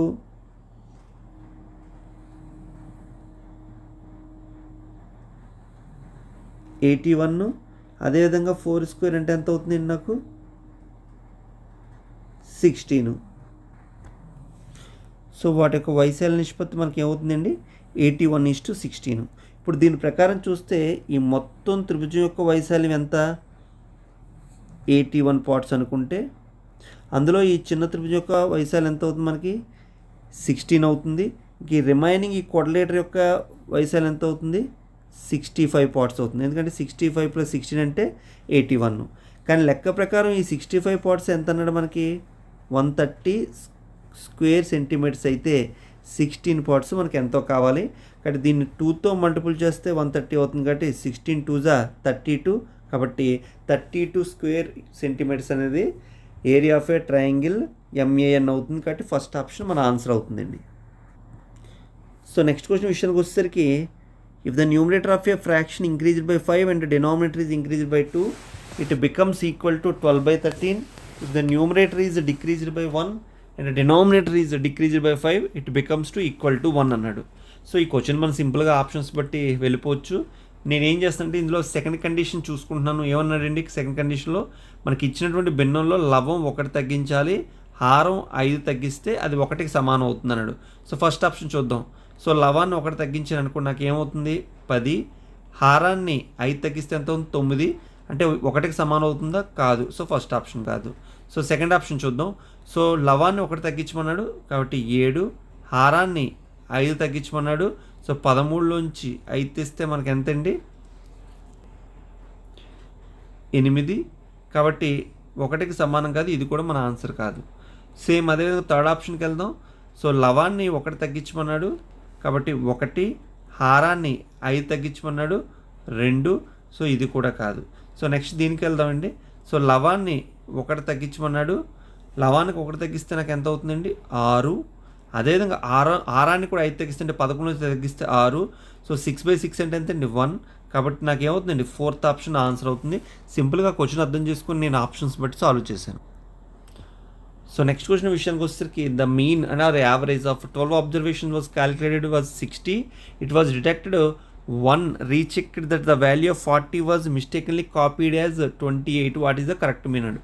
ఎప్పుడైతే ఇక్కడ నాకు నెంబర్ ఆఫ్ అబ్జర్వేషన్స్ మారట్లేదు, ఓన్లీ ఏమవుతుందండి ఒక నెంబర్ నేను మిస్టేకన్గా 40కి బదులు నేను ఏం చేశాను దాని వాల్యూని 28గా కాపీ చేశాను. అంటే రాయాల్సిన దానికన్నా నేను తక్కువ రాశాను, దానివల్ల నాకు సగటు ఏమైనా తక్కువ వచ్చింది. అయితే ఒరిజినల్ సగటు ఎంత అని అడుగుతున్నాడు.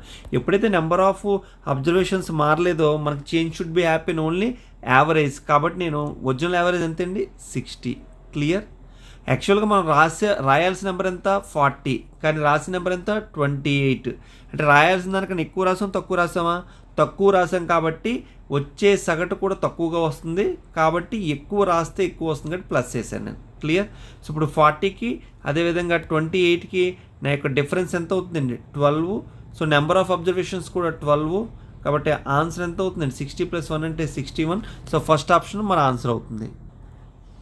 సో నెక్స్ట్ క్వశ్చన్ మనకి ట్రిగ్నోమెట్రీకి సంబంధించి ఒక చిన్న క్వశ్చన్ అడిగండి.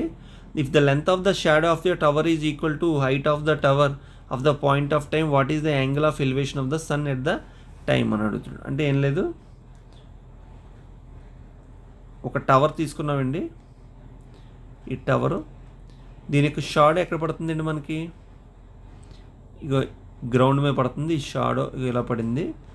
క్లియర్. సో ఇక్కడ ఏమన్నాడు ఒక సమయంలో ఒక గోపురం నీడ పొడవు గోపురం ఎత్తుకు సమానంగా ఉందన్నాడు. అంటే ఈ వాల్యూ ఎంతైతే ఉందో ఈ వాల్యూ కూడా అంతే ఉంది. ఇలాంటి సమయంలో ఈ యొక్క సూర్యుని దగ్గర నుంచి ఈ సన్ దగ్గర నుంచి మనకు వచ్చేటువంటి యాంగిల్ ఆఫ్ ఎలివేషన్ అంటే ఊర్ధ్వ కోణాన్ని కనుక్కోమంటున్నాడు. అంటే ఈ యాంగిల్ ఎంత అని అడుగుతున్నాడు. మరి మనకి స్పష్టంగా చెప్పచ్చు, ఎప్పుడైతే ఈ భుజము రెండు ఈక్వల్గా ఉన్నాయి అంటే సపోజ్ ఇది నేను 1 పార్ట్ అనుకున్నాను అనుకోండి, ఇది కూడా 1 పార్ట్ అవుతుంది. ఇది ఎక్స్ అనుకుంటే ఇది కూడా నాకు ఎక్స్ అవుతుంది. క్లియర్. ఇప్పుడు మనకి tan θ ఈజ్ ఈక్వల్ టు మనకి ఏం తెలుసు, ఎదుటి భుజము బై ఆసన భుజము, opposite side by adjacent side. Opposite side ఎంత ఎక్స్ అయితే ఎక్స్, 1 అయితే 1 వేసుకున్నాను. సో ఎడ్జసెంట్ సైడ్ కూడా 1 అంటే 1/1 అంటే 1 కదండి. ఇప్పుడు tan θ వాల్యూ ఎక్కడ 1 అవుతుంది, tan 45 దగ్గర 1 అవుతుంది. కానీ θ వాల్యూ ఎంత అండి 45 degrees. So first option answer అవుతుంది. సో నెక్స్ట్ క్వశ్చన్ మనకి 1³ + 2³ + 3³ ఈ విధంగా ఇచ్చాడు. మనకు తెలుసు 1³ 1 2³ 8 27 64 ఇలా 125 2 163 343 ఈ విధంగా మనం వేసుకుంటే క్యాలిక్యులేట్ చేసుకోవద్దు. సింపుల్గా మనం ఈ లెక్కని ఈజీగా సాల్వ్ చేయొచ్చు. మనకి sigma n is equal to ఏంటంటే మనకి ఫార్ములా n × n + 1/2 అంటే మొదటి n సహజ సంఖ్యల మొత్తానికి. అదేవిధంగా సిగ్మా n² అంటే మనకి ఏం తెలుసు, n × same n + 1 × 2n + 1/6. Clear. అదేవిధంగా మనకి సిగ్మా n³ అంటే ఏంటండి, సిగ్మా n రాసి దానికి హోల్² కడితే చాలు. అంటే n² + n + 1 2/4. క్లియర్. సో ఇప్పుడు నేను ఏం చేస్తాను, ఈ ఫార్ములాని టెక్నికల్గా వాడుతూ ఈజీగా సాల్వ్ చేస్తున్నాను.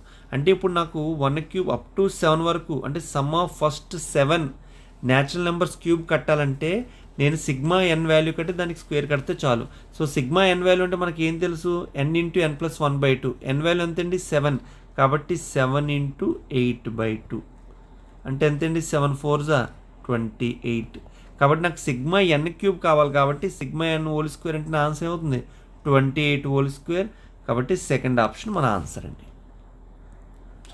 సో నెక్స్ట్ క్వశ్చన్ చూస్తే మనకి 4 సెంటీమీటర్ల వ్యాసం కలిగినటువంటి వృత్తాన్ని ఏబీసీ త్రిభుజం ద్వారా గీశారు.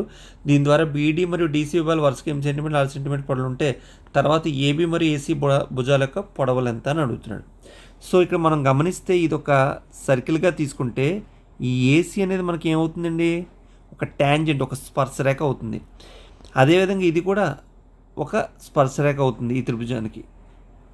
ఈ వృత్తం ఇది కూడా ఒక స్పర్శరేఖ అవుతుంది వృత్తానికి. ఎప్పుడైనా ఏదైనా ఒక వృత్తానికి బాహ్య బిందువు నుంచి గీసినటువంటి స్పర్శరేఖల యొక్క దూరాలు ఎప్పుడు కూడా సమానంగా ఉంటాయి. అంటే దాని అర్థం ఏంటంటే ఇక్కడి నుంచి దీని పొడవు ఎప్పుడైతే 6 అయిందో దీని పొడవు కూడా 6 అవుతుంది. సేమ్ ఇక్కడి నుంచి ఈ వాల్యూ 8 అయిందో దీని వాల్యూ కూడా 8 అవుతుంది. అంటే ఇప్పుడు ఈ లెంత్ ఎక్స్ అయితే ఈ లెంత్ కూడా మనకి ఏమవుతుంది, ఎక్సే అవుతుంది.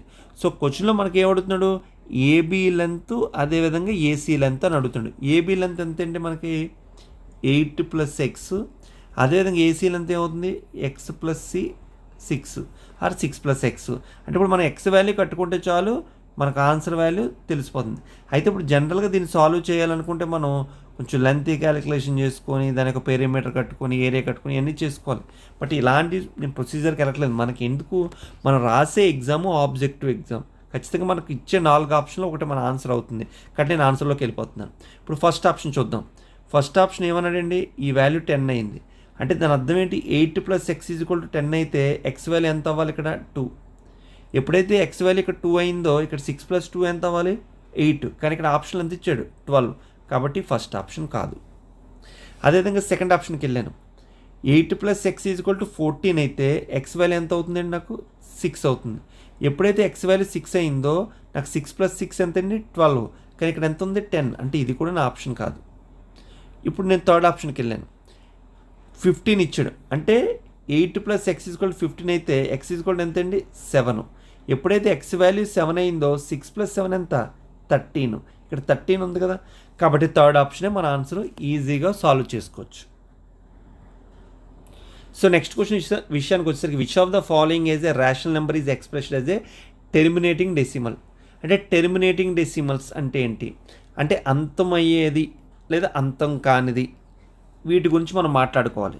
వీటి గురించి మనం మాట్లాడుకోవాలంటే ఒక రేషనల్ నెంబరు విషయానికి వచ్చేసరికి ఎప్పుడైనా సరే ఏదైనా ఒక అకర్ణీయ సంఖ్యలు అంటే ఒక రేషనల్ నెంబర్లో అంటే ఏంటి, మనం any number in the form of p/q, q ≠ = 0, p, q are integers అయితే దాన్ని మనం ఏమంటామండి రేషనల్ నెంబర్ అంటాం.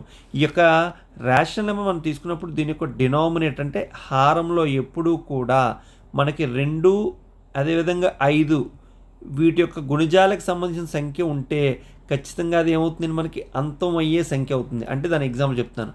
1/2 ఏమవుతుందండి మనకి 0.5. అంటే డెసిమల్ తర్వాత మనకి ఏమైపోయింది, ఇది అంతం అయిపోయింది. సపోజ్ 1/5 ఎంతండి 0.2. అంటే డెసిమల్ తర్వాత మనకి ఏమైపోయింది, అంతం అయిపోయింది. 1/10 ఎంతండి మనకి 0.1. డెసిమల్ తర్వాత మనకి ఏమైంది, అంతమైంది. అందుకు ఇక్కడ 10 అనేది నేను 2 × 5గా రాశాను. అలా కాకుండా నేను 1/3 రాశాను అనుకోండి, నాకు ఏమవుతుంది 0.3333 సంథింగ్. లేదు నేను 1/7 కూడా రాశాను అనుకోండి, సో నాకేమవుతుంది 0.142 అలా రిపీట్ అవుతుంది. అంటే ఏమవుతుంది మనకి, ఎప్పుడైనా సరే ఏదైనా ఒక అకర్ణీయ సంఖ్య యొక్క డినామినేటర్లో 2 మరియు 5 యొక్క గుణిజాలతో మనం వ్యక్తపరచగలిగితే అటువంటి సంఖ్య ఎప్పుడు కూడా ఏమవుతుంది, డెసిమల్ తర్వాత ఆగిపోతుంది. అలా కాకుండా 2 మరియు 5తో కాకుండా మరి ఏ సంఖ్యతో అయినా మనం ఉంటే అది సాగిపోతుంది. క్లియర్ అంటే అది అంతం కాదు. ఇక్కడ క్వశ్చన్లో మనకి ఏమడిగాడు, which of the following rational number is express a terminating decimal. అంటే అంతమయ్యేది ఏంటి అని అడుగుతున్నాడు. అంతమయ్యే సంఖ్య ఏంటంటే ఇక్కడ మనం ఇచ్చిన దాంట్లోని ఆప్షన్స్ మనం చూసుకోగలిగితే సో కేవలం మన డినామినేటర్కి వెళ్ళిపోతే సరిపోతుందండి. సో ఇక్కడ మనం ఫస్ట్ ఆప్షన్ చూస్తే డినామినేటర్ ఎంత ఉంది 165 ఉంది. అంటే 165 రాస్తే నేను ఏం రాయొచ్చు 5 × 5 × 3 15 మళ్ళీ 5 × 3 15. అంటే ఇక్కడ మనం గమనిస్తే స్పష్టంగా మనకి ఏమవుతుంది 5×33 వస్తుంది. అదేవిధంగా ఇక్కడ 111 నేను రాస్తే ఏం రాయొచ్చండి 3 3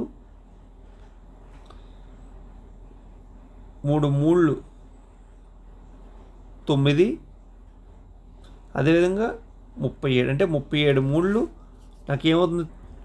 సో ఇక్కడ గమనిస్తే మనం సింప్లిఫికేషన్ చేసినా సరే మనకి వచ్చే సంఖ్య క్యాన్సిలేషన్ ఏమీ లేదు. అదేవిధంగా ఇక్కడ డినామినేట్లో గమనిస్తే మనకి 5తో పాటు ఎక్స్ట్రా 3 అనే సంఖ్యలు కూడా ఉన్నాయి. కాబట్టి ఇది ఏంటి అంతమయ్యే దశాంశం కాదు. క్లియర్.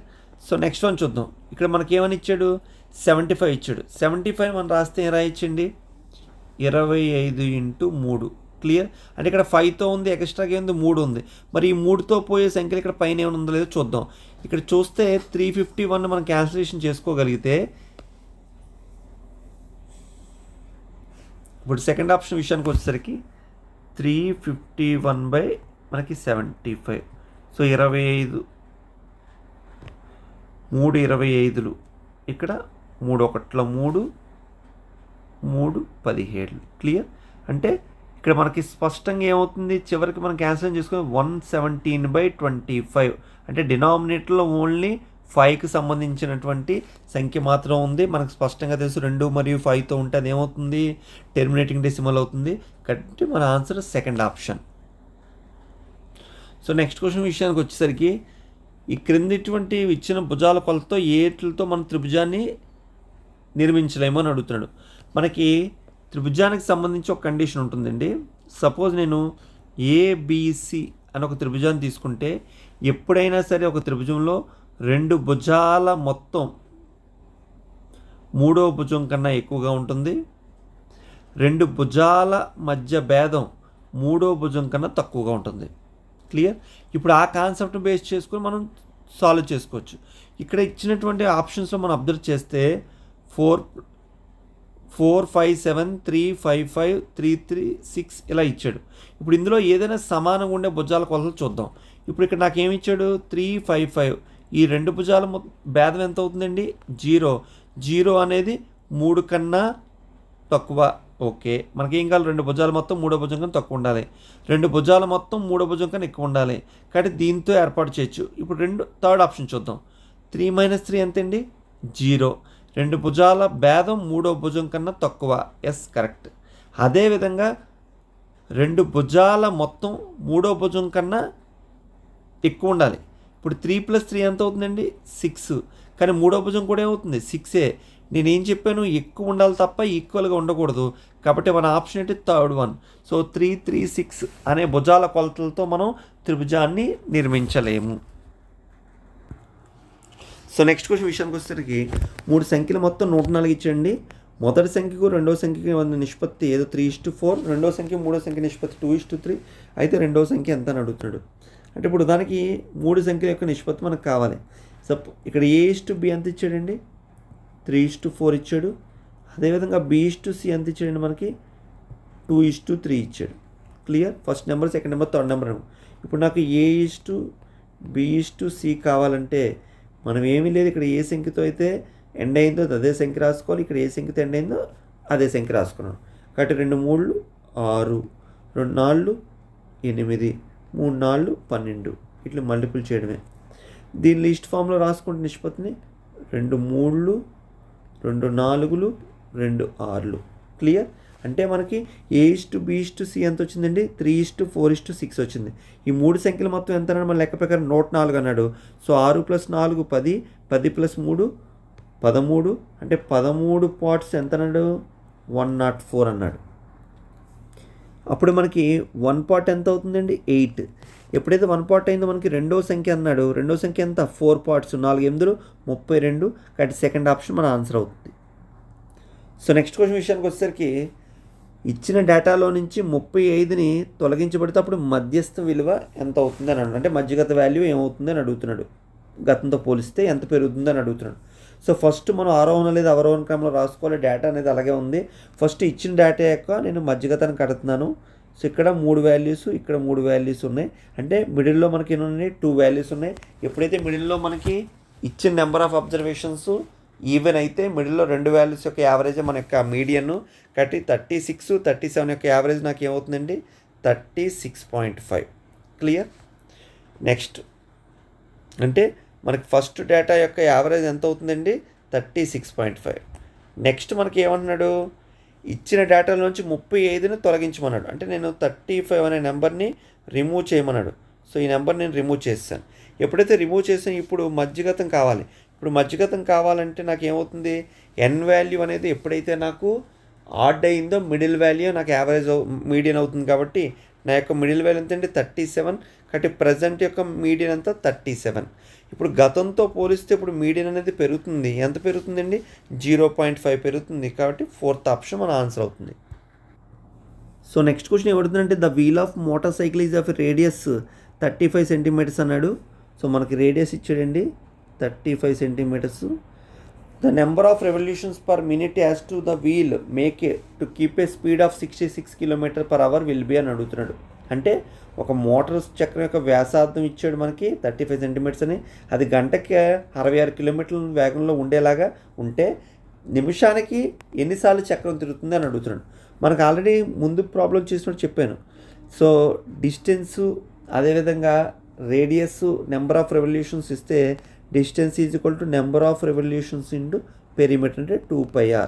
ఇది మనకి జనరలైజ్ ఫార్ములా. అయితే ఇది ముందు మనం సాల్వ్ చేసే ముందు క్వశ్చన్లో మనకి ఏం కావాలి, నెంబర్ ఆఫ్ రెవల్యూషన్స్ కావాలి. కాబట్టి నేను నెంబర్ ఆఫ్ రెవల్యూషన్స్ కట్టాలి. ఆర్ వాల్యూ ఆల్రెడీ మనకి మెన్షన్ చేశాడు. ఇంక మనం ఏం కడితే చాలు, డిస్టెన్స్ కడితే చాలు.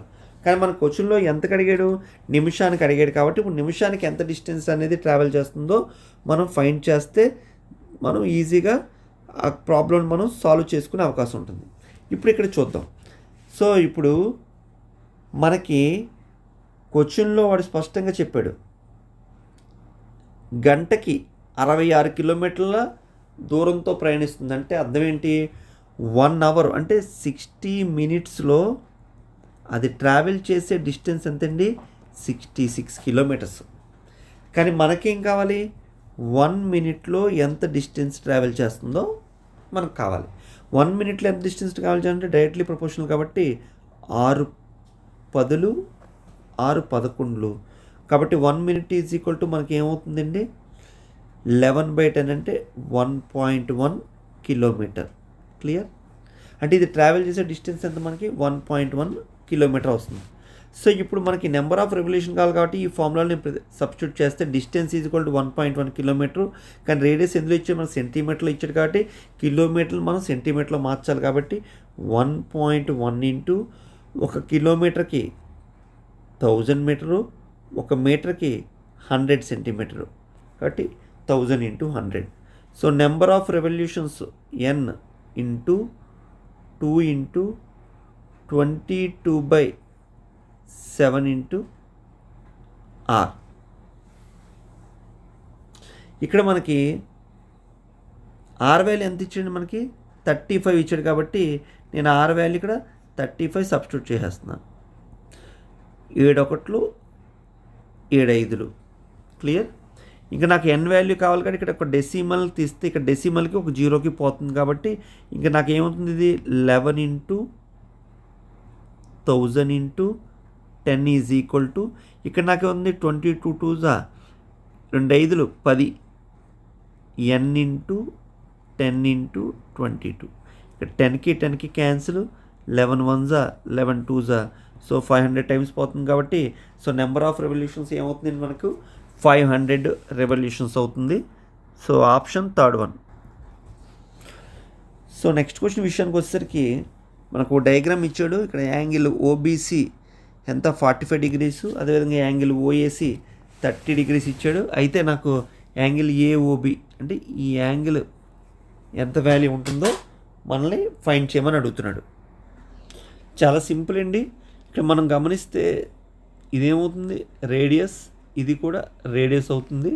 ఒక త్రిభుజంలో 2 భుజాలు సమానంగా ఉంటే వాటి యొక్క అనురూప కోణాలు అంటే ఎదురుగుండే భుజాలు కూడా సమానంగా ఉంటే వాటి కోణాలు కూడా సమానంగా ఉంటాయి. కాబట్టి ఇది 30 డిగ్రీస్ అయితే ఇది కూడా నాకు ఏమవుతుందండి 30 డిగ్రీస్. ఓకేనా.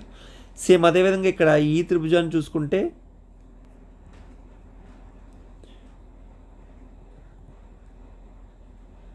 సో ఈ రెండు రేడియస్ కాబట్టి ఈ మొత్తం ఈ రెండు భుజాలు సమానం కాబట్టి ఇది 45 అయితే ఇది కూడా నాకు ఏమవుతుందండి 45 డిగ్రీస్. క్లియర్? ఇప్పుడు మనం దీన్ని బేస్ చేసుకొని మనం ఈజీగా యాంగిల్ ఏఓబి అంటే నాకు కావాల్సినటువంటి ఈ యాంగిల్ నేను ఈజీగా ఫైండ్ చేస్తాను. సో ఎప్పుడైతే త్రిభుజంలో 3 కోణాలు మొత్తం మనకి ఎంతండి 180 డిగ్రీస్ కాబట్టి ఇది 45 ఇది 45 అయితే 90 అయింది కాబట్టి అప్పుడు ఈ యాంగిల్ నాకు ఎంత అవుతుందండి 90 డిగ్రీస్ అవుతుంది. క్లియర్? సేమ్ అదేవిధంగా త్రిభుజంలో 3 కోణాలు మొత్తం 180 కాబట్టి ఇక్కడ 30 అంటే 60 అయింది. అప్పుడు ఈ యాంగిల్ మొత్తం ఎంత అవుతుందండి నాకు 120 అవుతుంది. మరి ఈ మొత్తం యాంగిల్ నాకు 120 మరి ఈ యాంగిల్ ఏమో నాకు 90 అయింది. అప్పుడు ఈ యాంగిల్ నాకు ఎంత అవుతుందండి 30 డిగ్రీస్ కాబట్టి సెకండ్ ఆప్షన్ నా యొక్క ఆన్సర్ అవుతుంది. సో నెక్స్ట్ క్వశ్చన్ మనం రిమైండర్ థియరం వేసుకొని ఈజీగా సాల్వ్ చేయొచ్చు. రిమైండర్ అంటే 528 హోల్ ఫర్ 5273 ప్లస్ 7 527తో డివైడ్ చేస్తే ఎంత రిమైండర్ అని అడుగుతున్నాడు. సో సింపుల్ కాన్సెప్ట్ మనకు తెలుసు. సో ఇక్కడ మనం రాసుకుంటే దాన్ని ఏం రాసుకోవచ్చు 529 is equal to 528 plus 1. Clear? So remainder theorem ప్రకారం మనం దీని బదులు ఏం రాసుకుంటే -1 సబ్స్టిట్యూట్ చేస్తే దీని బదులు so -1 whole power 5273 plus 7 -1 power odd number ఎప్పుడు కూడా నెగిటివే కాబట్టి -1 ప్లస్ 7 ఈజ్ ఈక్వల్ టు +6 కాబట్టి సెకండ్ ఆప్షన్ మన ఆన్సర్ అవుతుంది. సో ఇప్పుడు ఈ లెక్కలో మనకు నెక్స్ట్ ప్రాబ్లం ఏంటండి ఏబిసి అనేది ఒక సంబాహు త్రిభుజం అన్నాడు. సో ఏబిసి ఒక సంబాహు త్రిభుజము తర్వాత ఇట్లా ఎక్స్టెన్షన్ చేసే అన్నాడు. ఎక్స్టెన్షన్ చేస్తే ఈ పాయింట్ ఏదో పి అన్నాడు అదేవిధంగా ఈ పాయింట్ ఏదో క్యూ అన్నాడు. ఈ లెంత్ ఏ ఈ లెంత్ కూడా ఏ ఈ లెంత్ కూడా ఏ ఈ ఎక్స్టెండ్ చేసినప్పుడు ఈ పీబీ వాల్యూ సిక్యూ వాల్యూ కూడా ఏ అన్నాడు. తర్వాత ఈ ఎక్స్టెండ్ చేసిన దాని దగ్గర నుంచి ఏ అనే శీర్షం నుంచి కలిపితే ఏపీ విలువ ఎంత అని అడుగుతున్నాడు. ఇప్పుడు నేను ఒక పర్పెండిక్యులర్ గీసాను. సో ఇప్పుడు నాకు ఇది ఏమవుతుందండి ఒక రైట్ యాంగిల్ ట్రయాంగిల్ అవుతుంది. ఎప్పుడైతే ఇది నాకు ఒక రైట్ యాంగిల్ ట్రయాంగిల్ అవుతుందో నాకు స్పష్టంగా తెలిసి కర్ణము స్క్వేర్ ఈజ్ ఈక్వల్ టు భుజము స్క్వేర్ ప్లస్ భుజము స్క్వేరు ఆ కాన్సెప్ట్ని ఉపయోగిస్తే ఇక్కడ నాకు దీని లెంత్ ఎంత అవుతుంది ఎప్పుడైతే ఇచ్చిన త్రిభుజం అనేది సంభావ త్రిభుజం అయిందో దాని యొక్క హైట్ √3/2 ఇంటూ ఏ అవుతుంది కాబట్టి √3/2 ఏ హోల్ స్క్వేర్ ప్లస్ ఇప్పుడు నాకు ఈ లెంత్ కావాలి. ఇక్కడి నుంచి ఎప్పుడు కూడా ఒక సంభావ త్రిభుజంలో ఎత్తే మధ్యగత రేఖ అవుతుంది కాబట్టి ఖచ్చితంగా ఇది 2 సమాన భాగాలుగా విభజిస్తుంది కాబట్టి దీని లెంత్ ఏమవుతుంది ఇది a/2 ఇక్కడి నుంచి ఇది ఏ ఇది ఇక్కడి నుంచి ఇది a/2 అంటే రెండింటిని కలిపితే a ప్లస్ a/2 అంటే 3a/2 హోల్ స్క్వేర్. ఇప్పుడు ఈ రెండింటిని కడితే ఇక్కడ 3a² అదేవిధంగా ఇది 9a² బై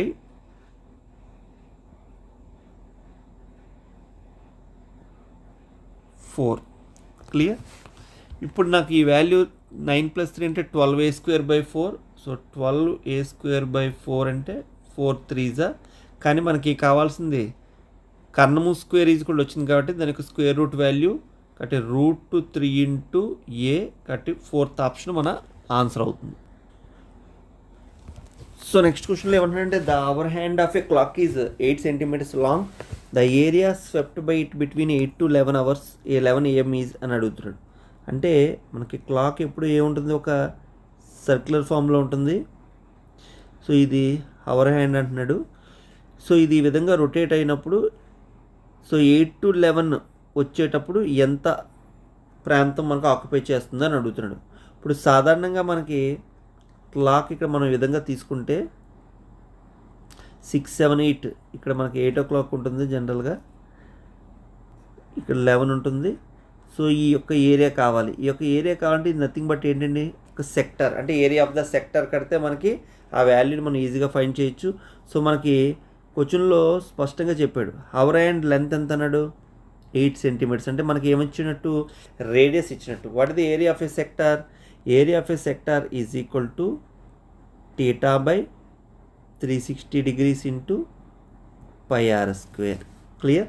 సో ఇప్పుడు ఈ లెక్క ప్రకారం మనం ఏం ఫైండ్ చేయాలి? ఆర్ వాల్యూ వాడు స్పష్టంగా ఇచ్చాడు, పై వాల్యూ 22/7 వేసుకుంటాం, లేదంటే ఆన్సర్లో మనకు పై ఉంది కాబట్టి పైన యాస్టేజ్ గురించి ఇప్పుడు టీటా వాల్యూ మనం ఫైండ్ చేస్తే చాలు. సాధారణంగా మనం ఒక క్లాక్ని మనం గమనిస్తే ఎన్ని ఉంటుందండి? మన 1 2 3 4 అని 12 అవర్స్ వరకు ఉంటుంది మన క్లాక్లో. యాక్చువల్గా ఈ యొక్క మనకిచ్చినటువంటి అవర్ హ్యాండ్ ఒక క్లాక్ మొత్తం రొటేట్ చేయాలంటే మనకి ఎంత టైం తీసుకుంటుంది? 12 అవర్స్ టైం తీసుకుంటుంది. అంటే 12 అవర్స్లో అది తిరిగే మొత్తం యాంగిల్ అంతా 360 డిగ్రీస్. ఎందుకు? సర్క్యులర్ ఫామ్లో ఉంటుంది కాబట్టి 360 డిగ్రీస్ తీసుకున్నాను. బట్ నేను 8 to 11 అంటే నాకు ఎన్ని అవర్స్ ఉంటుంది? ఓన్లీ 3 అవర్స్, అంటే 9 10 11. కాబట్టి 3 అవర్స్లో ఎన్ని డిగ్రీస్ అది ట్రావెల్ చేస్తుంది. క్లియర్. సో 12 అవర్స్లో మనకి 360 డిగ్రీస్ అయితే 3 అవర్స్లో అది ఎన్ని డిగ్రీలని రొటేట్ అవుతుంది. సో మనకి ఇక్కడ విషయానికి వచ్చేసరికి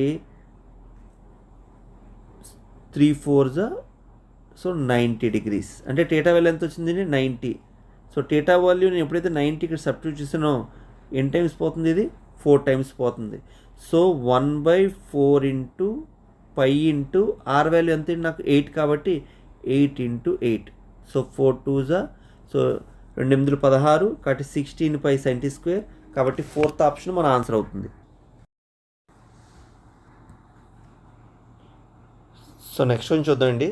3 persons A, B, C are playing a game by standing on a circular of radius 5 meters drawn in a park. So ఒక పార్క్లో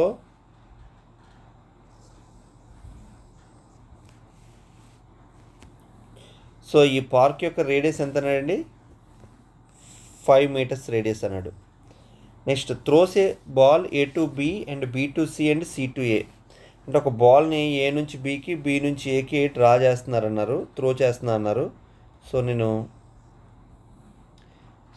ఏ, అదేవిధంగా బి, అదేవిధంగా సి. సో దీని యొక్క రేడియస్ మనకు స్పష్టంగా తెలుసు, ఎంత అన్నాడండి? 5 అన్నాడు. నెక్స్ట్ అదేవిధంగా ఏ నుంచి బీకి ఒక బాల్ని త్రో చేస్తున్నారు అన్నారు. వాటి యొక్క డిస్టెన్స్ కూడా మనకి మెన్షన్ చేయడం జరిగింది. ఎంత? 6 meters ఈచ్. అయితే ఏకి సికి ఉన్నటువంటి డిస్టెన్స్ ఎంత అని అడుగుతున్నారు. సో ఇక్కడ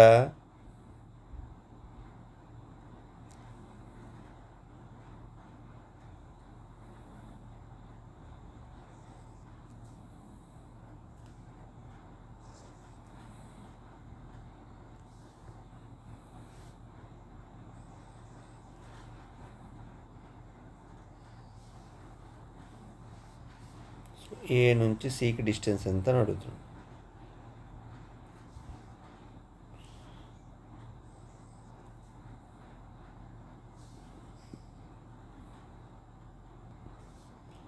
సో ఏ నుంచి సికి డిస్టెన్స్ ఎంత అని అడుగుతున్నాను. సో నేను ఇది ఏ, ఇది బి, ఇది సి అనుకున్నాను.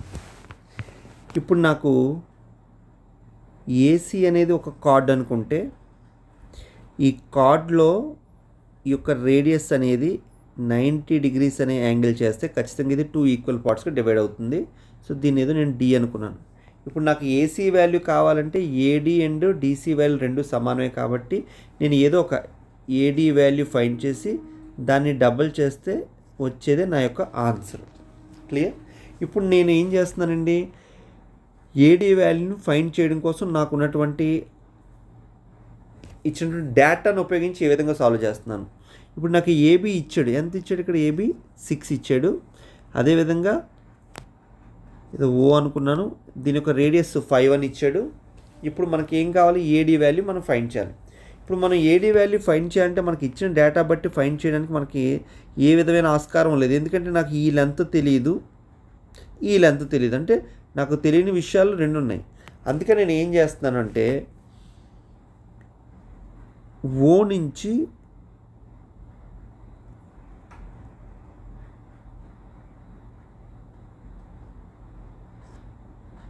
ఒక పర్పెండిక్యులర్ డ్రా చేస్తున్నాను.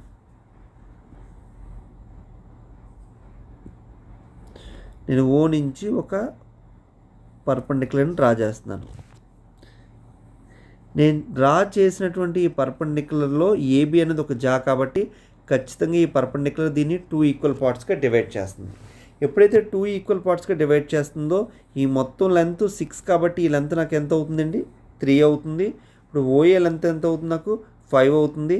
అప్పుడు నాకు ఈ లెంత్ ఎంత అవుతుందండి 4 అవుతుంది. క్లియర్? ఎందుకు ఇది ఒక రైట్ యాంగిల్ ట్రయాంగిల్ కాబట్టి ట్రిప్లెట్స్ కాన్సెప్ట్ ఉపయోగించి నేను మొత్తం సొల్యూషన్ చేయకుంటే ఇది 5 3 అయినప్పుడు ఇది ఖచ్చితంగా మనకి 4 అవుతుంది ఈ పర్పెండిక్యులర్ లెంత్. ఇప్పుడు నేను ఏం చేస్తున్నానంటే ఓఏబి అనే ఒక ట్రయాంగిల్ యొక్క ఏరియా ఫైండ్ చేయాలనుకున్నాను. Area of a triangle ఓఏబి. దీని ఏరియా ఫైండ్ చేయాలంటే ఇప్పుడు నేను దీన్ని ఏబిని బేస్గా తీసుకున్నాను అనుకోండి. అప్పుడు నాకు దీని యొక్క ఈ వాల్యూ ఏదో ఎఫ్ అనుకుంటే ఓఎఫ్ అనేది నాకు ఏమవుతుంది హైట్ అవుతుంది. కాబట్టి area is equal to half into base A B into height OF.